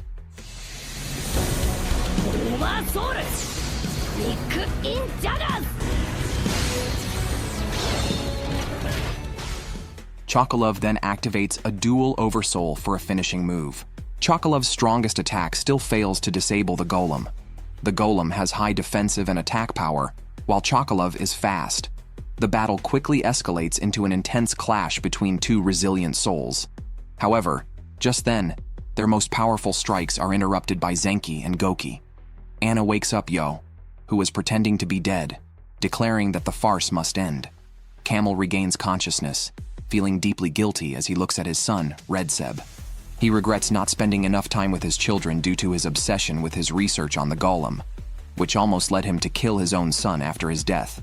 He feels he can never forgive himself and considers destroying the golem and himself as the only way out. However, Anna will not allow Camel to do this. She insists on keeping the golem to defeat Doji and argues that the children still need their father's presence. It's time for him to atone for his lifetime of mistakes. Meanwhile, Opacho, who has the ability to read minds, cannot understand Doji's motives. He cannot fathom why Doji would pass up the opportunity to become an entity like the Great Spirit by letting the Spirit of Fire devour the golem. It turns out Doji abandoned the golem for Yo's sake, recognizing his brother's weakness. The Golem could assist Yo, and Doji hopes that when Matamune returns one day, Yo will also be there to witness their reunion. With Camel joining, Yo's team grows stronger, and it seems every lost soul finds its way back. Having experienced life and death, Chocolove has grown not only in power, but also in spirit, far beyond his past self. Yo learns from Ryunosuke that when Chocolove was resurrected, he voluntarily asked Gandara to take away his sight as a form of atonement for his past. Chocolove hopes that one day, with the wind of his smile, he can melt the iceberg in Sirarm's heart and restore the smile to the girl he once hurt. Although Yo has withdrawn from the Shaman tournament, it continues as usual. Due to various reasons, only 39 competitors are still in the fight, and most of them are members of the God-tier teams. However, those who have withdrawn from the competition might not be able to leave the island alive, as Doji's forces seem to be hunting souls recently. Kalim, one of the 10 priests, thinks this practice is inappropriate. On the other hand, Magna and Nikram believe that this cruelty embodies the true spirit of the Shaman tournament. Nikram also suggests that the Grand Elder should deal with the traitor Silva, who attempted to steal the remaining elemental spirits of the Patch tribe. Punishing him early would also deter other priests. Consequently, the Grand Elder sends 2 priests to discipline Silva. The official schedule of the Shaman tournament is still ongoing. Yo has just watched a match by Gandara, which was indeed breathtaking. Ryunosuke has now become a fan of Sati, believing she might defeat Doji and become the Shaman King. However, a voice suddenly asserts that Doji will definitely become the Shaman King. It's then they realize Opacho has arrived. Opacho claims to be running errands for Doji. Yet, when Ryunosuke tries to capture Opacho as a hostage, Opacho transforms into a sheep and kicks Ryunosuke away. Only then does he inform Yo that Doji has asked him to rejoin the Shaman tournament, and if Yo disobeys, Doji will kill all his friends, with Opacho also staying close to monitor Yo. During dinner, Anna asked Yo what he really thought. Yo lost his appetite discussing it. Doji's conditions left him no room to refuse, but Yo still didn't know what to do. He wished he hadn't been so definitive when he withdrew from the competition. After dinner, Yo walked sadly through the fields. Amidamaru had long noticed Yo's poor mood. Ever since learning Doji was his brother, Yo had wanted to become stronger. However, after being injured by a golem, he realized how weak he still was. Now, Doji was forcing him back into the Shaman tournament, leaving Yo feeling very lost. Suddenly, Amidamaru drew his sword and placed it at Yo's neck. Yo remarked that Amidamaru had indeed become stronger, but Amidamaru said that his immaturity had led to many failures. Yet failure helps one grow. Now that Yo had tasted defeat, he shouldn't dwell on the past, but follow his heart. Yo then remembered Matamune saying something similar and thought of all his supportive friends. He realized he needed to buck up for them. But then he remembered he had thrown his oracle bell on the riverbank. As he spoke, the oracle bell appeared on the ground. Anna had retrieved it. Yo was worried that his unilateral decision to quit the competition had angered Anna, but she comforted him, saying his decision had saved Ren's life. Now that Yo planned to re-enter the competition, he must give it his all. Gratefully picking up the oracle bell, Yo resolved to do his best. However, since he had previously promised Jean, he needed X-Law's approval to rejoin. Yo immediately went to find the X-Laws. Marco scolded Yo for being inconsistent, but Yo explained that he had no choice and was now determined to fight everyone in the Shaman tournament. Marco decided to teach Yo a lesson and raised his gun to unleash the Archangel's flame. A group of Archangels attacked Yo with the ferocity of a storm, but Yo agilely dodged all their strikes. While Lyserg tried to mediate, Yo told him to stay out of the way and then swung his great sword at the angels. Marco was shocked by Yo's immense power, noting his rapid growth in just a few days. He realized that if Doji absorbed Yo, he would gain even greater strength, so Marco prepared to completely eliminate Yo. He planned to strike a fatal blow while Yo was dealing with 3 angels, but suddenly, an intense explosion occurred in the air. Marco's Michael was split in half by Yo. Marco, seeing 2 Yos, was in disbelief. Yo then revealed that he had borrowed 2 guardian ghosts from his father to impersonate him and test the strength of the X-Laws. As the other Archangels attacked again, Yo jumped past the encircling angels and charged at the X-Laws members. Fortunately, Marco summoned Michael again to block their path. While the two were still arguing, a man in a cloak emerged. Marco immediately recognized him as Luchist, the founder of X-Laws, who now served Doji. He had come to help Yo eliminate the obstacles to re-entering the tournament. Seeing Luchist, the X-Laws members were filled with hatred and directed their archangels to attack him. However, the archangels were instantly sliced apart by a pitch-black archangel. The X-Laws members collapsed, drained of energy. Marco, observing the black archangel named Lucifer, suspected he could single-handedly destroy the X-Laws. Thus, Marco decisively engaged Luchist in battle. The X-Laws under Marco's leadership were his creation, and he wouldn't allow Luchist to destroy them. After a swift and fierce fight, Marco was overpowered by Luchist, who had mastered the Shaman's book. However, Luchist did not pursue a fatal outcome. He intended to send Marco back to their homeland instead. Unwilling to leave, Marco left Luchist with no choice but to kill him. But Yo suddenly intervened, stating he was there to re-enter the tournament, not to kill. If Luchist used this opportunity to settle a personal score with Marco, Yo would not stand by idly. At that moment, Marco stood up again and removed his X-Law's uniform. It turned out that Marco was raised by Luchist, who not only sent him to college, but also helped him establish X-Laws. Now Marco couldn't accept that Luchist, whom he had revered, had sided with Doji. He resolved to settle things with Luchist once and for all today. Seeing Marco's determination, Luchist also took off his coat. Since Marco had revealed his personal combat uniform, Luchist felt obliged to show respect by doing the same, although his own battle attire looked quite informal. Clearly, the two were cut from the same cloth. Yo and Lyserg didn't want to stand by idly. They had planned to stop the fight, but they were now unable to intervene, forced to watch Marco and Luchist fight fiercely. Lyserg even considered calling Jean for backup. However, Yo noticed that Luchist wasn't fighting at full strength and speculated that Luchist might want to eliminate Jean as well. Seeing Marco about to lose, Yo urged Lyserg to help, but Lyserg lacked confidence against such a formidable enemy. Yo then embraced Lyserg and shared his plan. By the time Marco was thoroughly defeated, Luchist was about to end Marco's life when Yo intervened and repelled Luchist. Luchist was puzzled by this. Yo explained that he had intended to persuade the X-Laws, not to annihilate them. Seeing this, Luchist no longer held back.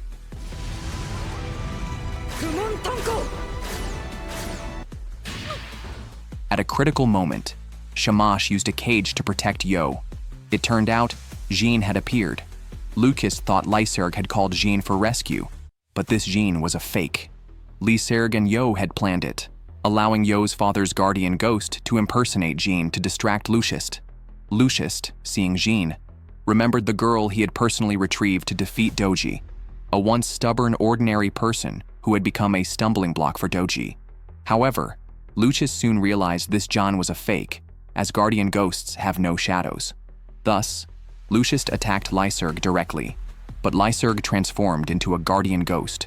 At that moment, Lyserg's archangel pierced the black angel Lucifer. Yo explained that he had anticipated Luchist's foresight, knowing the fake Jean wouldn't fool Luchist, so it was merely a bait to lure him.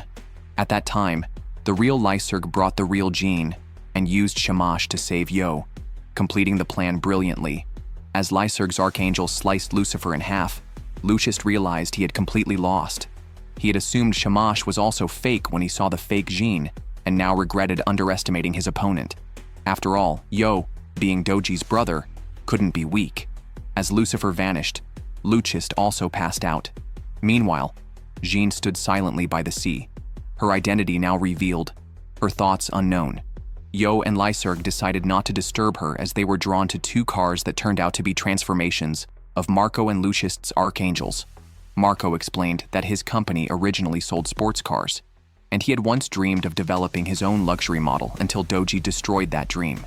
Thus, Marco's fight against evil was merely a facade for seeking revenge on Doji.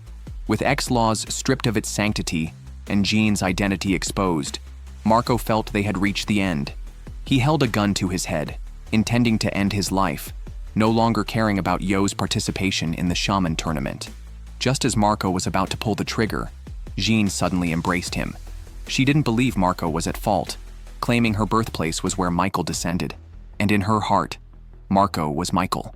Regardless of X-Law's future, the world needed justice. She hoped to live on with Marco, continuing to uphold the principles set by X laws. Marco was thus persuaded. Jean thanked Yo, acknowledging his role in saving X laws this time, but warned that they would not hold back in the Shaman tournament. During dinner, Anna wondered why Yo always brought enemies home for a meal after a fight. Under Ren's urging, Yo suggested it was time to discuss serious matters. He explained that in the upcoming Shaman tournament, Doji was likely to win. Once victorious, Doji would merge with the Great Spirit. However, during the merging process, Doji would experience a state similar to death. Yo planned to use this opportunity to eliminate Doji. Lucius agreed that Yo's plan was good, but noted that to kill Doji, who would be the Shaman King, Yo first needed to defeat the 10 priests and Doji's many followers. Clearly, this path would not be easy. For now, they had to focus on the Shaman tournament. The next day, the competition began. Ren's team faced Gandara's Mayu team in the second round. Observing the strong energy of his opponents, Ren decided to test their strength himself. Ren entered the arena and launched his special move, but it did not effectively harm the Mew team. Then, Ren activated his Oversoul and attacked Miyu's Yanage, but it seemed there was a barrier around Yanage. Half of Ren's sword simply vanished. Following this, Yanage released his guardian ghost, Gundali, which struck and sent Ren flying. Ren quickly summoned Basin to catch him. Yanage told Ren that no matter what technique he used, it would be useless against him. However, Ren refused to believe this. He saw the Miyu team as merely another obstacle on his path to becoming the Shaman King. Ren continued to try different attacks, but they all disappeared as they neared Yanage. Losing patience, Yanage commanded Gundali to launch a fierce attack, blasting Ren against a pillar. Yanage pressed the attack, but Ren had already moved behind them. After dodging the lethal attack, Ren didn't pause and kept attacking Yanage with full force. To others, it seemed like his efforts were futile, as all attacks were neutralized. Yet, Ren knew with each strike, he was getting closer to the truth. He felt that the secret to defeating Yanage was nearly within reach.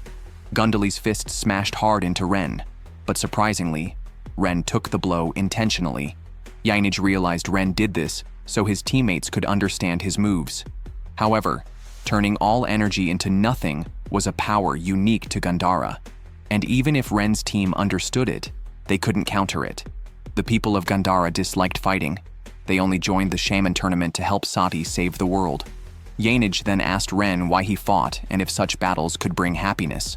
Ren found this boring. He was fighting to defeat that guy, referring to Yo. Intrigued, Yanage launched an attack, but Ren's blade unexpectedly pierced through Gundali's palm and struck Yanage's face. Yanage couldn't believe how Ren had managed to break Gundali.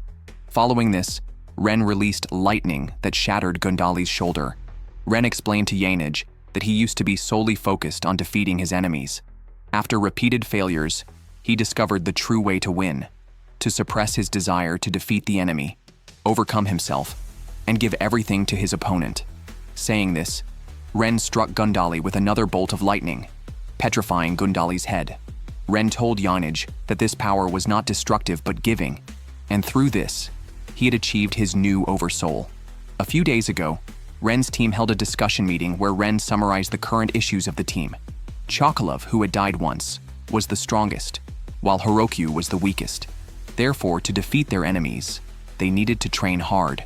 During the meeting, Chocolove introduced his new guardian ghost, Abaj. After observing the team, Abaj noted that Heroku and Horohoro had a conflicting relationship like fire and ice, and Ren and Basin had a master-servant relationship. These relationships did not foster mutual growth between the shaman and their guardian ghosts. Thus, they needed to reconsider their relationships with their guardian ghosts. After a night of reflection, Ren achieved a new understanding and developed a new Oversoul. Meanwhile, Yanage could not accept his defeat and wanted to continue fighting, but his teammates stopped him, seeing his actions as tarnishing Sati's reputation. Jackson stepped onto the ring and knocked Yanage out of the arena. Ren's impressive performance made Yo feel threatened. Given Ren's rapid improvement, Heroku and Chocolove could no longer be underestimated, prompting Yo's team to intensify their training. However, Ryunosuke, Yo, and Faust slipped away, much to the dismay of Anna, who had arranged a rigorous training regimen. Jackson was preparing to fight Ren, but Ren said he was too exhausted and needed to switch out. However, Jackson's guardian ghost sneakily attacked Ren from behind. Chocolove rushed to avenge Ren but was blocked by Jackson's guardian ghost. When Chocolove summoned Abaj to continue the attack, Abaj knocked him back. Abaj reassured everyone that Ren was still alive, explaining that Gandara primarily used psychic attacks. Jackson hinted that although Ren wasn't dead, he might not wake up. Abaj calmed the agitated Chocolove, advising him to stay calm no matter what. Finally calming down, Chocolove entered the fight, leaving the match to him and Heroku. Chocolove activated his Oversoul and charged at Jackson. Suddenly, Jackson's Fudo and Kato's Aizen lunged at Chocolove.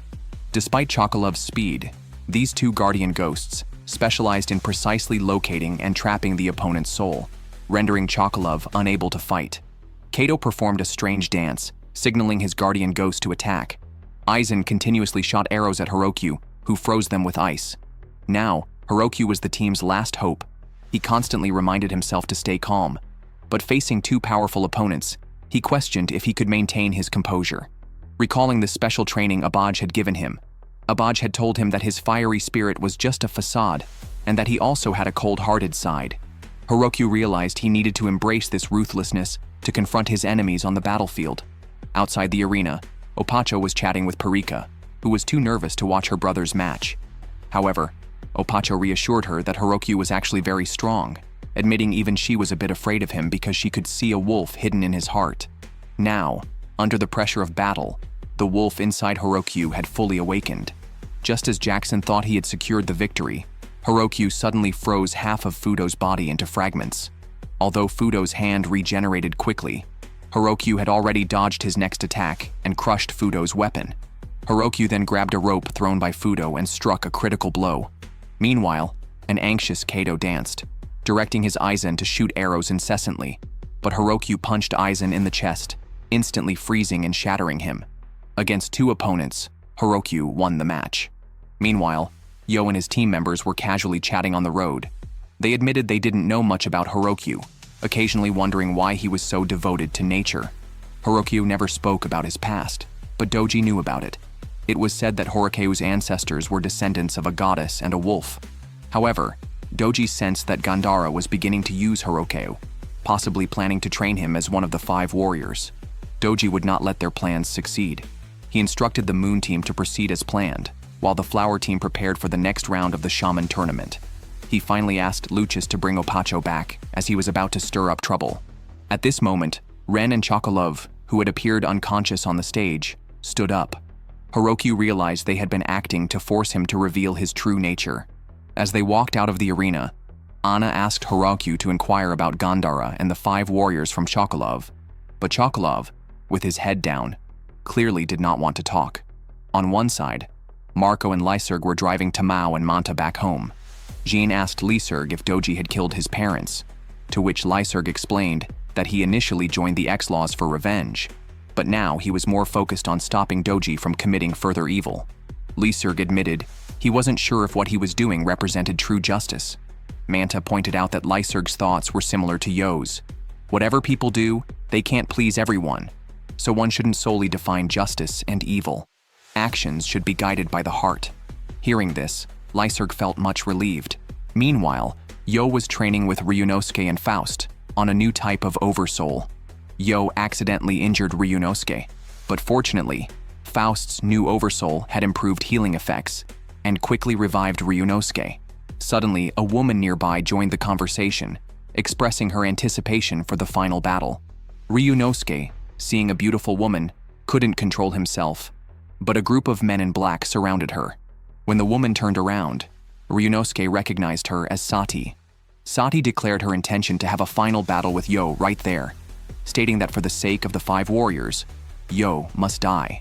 Yo, confused by the situation, realized there was no time for explanations. Thus, he had no choice but to accept Sati's challenge. Elsewhere, X-Laws members infiltrated Doji's base in an attempt to assassinate him. Porf aimed his sniper rifle at Doji's head, ready to pull the trigger, when he saw Doji alone, shedding tears. Surprisingly, this millennium-old man was missing his mother. Porf was so startled by Doji's tears that he forgot to shoot, and soon, he lost his chance altogether, as he was consumed by a burst of crimson flames. With his dying breath, He urged his comrades to retreat quickly, but the other two were too slow to escape. One died under Doji's flames, while the last surviving member, John, used his final tactic, activating a satellite weapon. A laser beam from space targeted Doji's base, intending to incinerate him. After the dust settled, John wondered why he was still alive. It turned out that Doji had saved him. Enraged that his secrets were being probed, Doji decided to incinerate John's soul. The intense energy even affected Marco and others nearby. Suddenly, a black object impaled Marco. The attacker was Anatel's brother, Anahal, seeking to avenge his brother's death by killing Jana. A giant Egyptian statue swung its fist at their car. Lyserg summoned an archangel to help them dodge, pleading with Jean to unleash Shamash to aid in the fight. However, Jean hesitated because Anatel had indeed died by her hand, and she felt it was justified for his brother to seek revenge. Soon, Lyserg's archangel was shattered by the Egyptian statue's laser.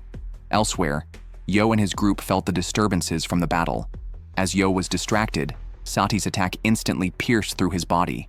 Yo seemed to fall without experiencing any pain. Ryunosuke angrily confronted Sati, asking why she had to kill. Sati explained that only the 5 warriors could defeat Doji, and Yo, as one of them, needed to gain the power to control the 5 great spirits. After being killed by Sati, Yo's soul arrived at the gates of hell. He remembered Chokolov mentioning that hell was actually a part of the Great Spirit, and he believed Sati would not kill without reason. At that moment, a big ghost quietly opened the gates of hell and told Yo that Sati killed him to aid his training. Yo recognized this big ghost as one previously summoned by Anna. Yo wondered if Matamune might be nearby, but quickly realized Matamune was gone. However, from a dark corner, a familiar large smoking pipe appeared. Yo followed the big ghost into the gates of hell. The big ghost explained that powerful shamans like Sati must train here at least once, but warned that souls could be destroyed if not strong enough. The big ghost himself had nearly died here, only surviving thanks to Sati, who rescued him and left him to assist others sent here for training. He urged Yo to strive to survive and return alive, as he did not want Anna to become a widow. Big Ghost escorted Yo to the first level of hell and then left, advising Yo to make sure his mother was happy. There, Yo encountered a gatekeeper wearing a mask similar to his father's. Amidamaru was startled, but Yo clarified that it wasn't his father's spirit. As expected, when Yo shattered the mask, a stranger's face was revealed. The man introduced himself as Asakura Yoken, the hero who defeated Doji in the last Shaman tournament, and then summoned his guardian ghost, Matamune. Yo was momentarily stunned, realizing this person was an ancestor from 500 years ago in the Asakura family. Yo narrowly avoided Yoken's attack. He wanted to use his oversoul, but found it impossible in his soul state. Meanwhile, Yoken was already close enough to strike. He expressed his determination to defeat Yo and return to the real world. Yo's arms were slashed by the blade, turning to bone, which caused intense pain. This sudden pain helped Yo understand that in this place, anything could be accomplished with the mind. Yoken's oversoul was likely also created by thought. Indeed, Yo used his mind to regenerate his arms and even created an ancient sword. Using this realization, Yo deployed a new type of oversoul. He also understood that Yoken was trapped in hell, haunted by regret for killing his ancestor Doji 500 years ago, and still unable to escape Doji's curse. Yo then resolved to free Yoken from this torment. Yoken realized that the young boy in front of him should not be underestimated. He quickly summoned a Shikigami to entangle Yo, taking the opportunity to launch a sneak attack. However, Yo did not let him succeed. Yo thought Yoken had run out of tricks, but he was mistaken. The real battle was just beginning. Yoken released his Shikigami again. Using his ultimate technique that had defeated Doji, Yo decided to face this move head-on. He reasoned that if he couldn't withstand this level of attack, how could he ever defeat Doji? At this moment, Matamune finally appeared. Surprised that Yoken had resorted to this technique so quickly, he remarked on Yo's rapid growth. Then, a train stopped in front of Matamune, who boarded confidently, knowing he could no longer accompany Yoken, but believing Yoken would find redemption. Meanwhile, Yoken was somewhat incredulous, unable to believe that his strongest attack had been blocked by Yo. Yo explained that changing the size of the oversoul during battle was very difficult. Therefore, he devised a way to extend the oversoul, without altering its form. Yoken's fighting spirit was ignited by Yo. He directed his Shikigami to attack Yo, but Yo shattered the Shikigami's blade with a powerful counterstrike, exciting Yoken even more. Thus, he decided to use the deadly move that had once claimed Doji's life. Yo, in response, gathered all his energy in preparation. He knew his purpose here was to train and strengthen himself. If he couldn't defeat Yoken here, his death would have been in vain. Yoken's speed in forming seals increased, and tiny blades rained down on Yo like droplets. To Yoken's surprise, these blades did no harm to Yo. However, with just one decisive strike, Yo pierced through the Shikigami. Yoken, astonished, began to suspect that Yo might be the heir of the Asakura family. Meanwhile, Ryunosuke and Faust were listening to Sati explain. Sati stated that the 5 warriors and the 5 spirits were the only way to defeat Doji. Ryunosuke, confused, asked about Doji's fire spirit, which was also one of the 5 great spirits. Sati explained that when Doji becomes the Shaman King, he would briefly fall into a slumber, during which the fire spirit would be without a master. At that time, the fire spirit could be combined with the other 4 spirits and controlled by the 5 warriors. This, she revealed, was Gandara's mission in this shaman tournament. Following this, Sati called out to the eavesdropping priest, Namari. Hearing his own name, Namari realized there was no need to eavesdrop any longer. He approached Sati and warned that the 5 great spirits belonged to the Patch tribe. Advising Gandara to tread carefully, he suggested she focus on winning the next match, especially since the X-Laws had just been completely defeated. Ryunosuke suddenly stopped him, asking Namari to clarify what he meant by the X-Laws being completely wiped out. At that moment, Doji's moon team appeared. Zhang Qing informed Ryunosuke that just recently, John, Lee Serg, Marco, and others had been turned to ash. He explained that the beam of light they had seen was proof of their deaths and threatened to do the same to Yo's body. Ryunosuke was furious and tried to attack Zhang Qing, but Sati stopped him. She had just warned Ryunosuke never to take a life, but the next second, Zhang Qing stabbed Sati with a knife. In hell, the battle between Yo and Yoken had temporarily come to a halt. Yoken acknowledged Yo's strength and expressed gratitude that he had left a child behind before heading to the battlefield, allowing him now to converse with his descendant.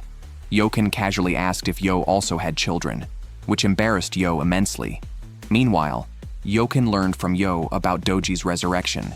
He remarked that defeating Doji physically wouldn't end him, as he would keep reincarnating. To truly eliminate Doji, one would need to destroy his soul. However, Yo wanted to save Doji. Yoken sighed, noting that the Asakura family had always aimed to permanently eradicate Doji, whereas Yo's approach was radically different. He mused that Yo might indeed succeed in changing Doji, though saving him would be much harder than destroying him. Just then, a massive hammer shattered Yoken's soul. An ultra ghost appeared. Yo, unable to accept Yoken's disappearance, immediately cut off the ultra ghost's hand and demanded to know how to restore Yoken's soul. The ultra ghost replied that a vanished soul couldn't be restored, prompting Yo to destroy it. Before he could mourn, an arrow pierced his body. Countless ultra ghosts emerged from all around. Yo, in pain, pulled the arrow from his chest. He had realized the truth. Here, as long as the soul persists, one does not die. As long as the spirit remains unyielding, one cannot lose. Therefore, he resolved to defeat all the ultra ghosts. At the hot spring inn, members of Ren's team were soaking in the hot springs when suddenly 3 members of Mayu's squad entered. They shared Sati's goal, to kill Ren and his team to send them to hell for training. Thus, a naked Ren, Chocolove, and Heroku were sent to hell. Meanwhile, Lyserg was lost in hell when an ultra ghost suddenly attacked him. Lyserg instinctively tried to summon his guardian ghost, but there was no response, and he could only take the hits passively. On the other side, Chocolove, having died once already, was not panicked. Abaj told him that the fastest way for the 5 warriors to level up was in hell. They must escape hell on their own strength to return to the human world.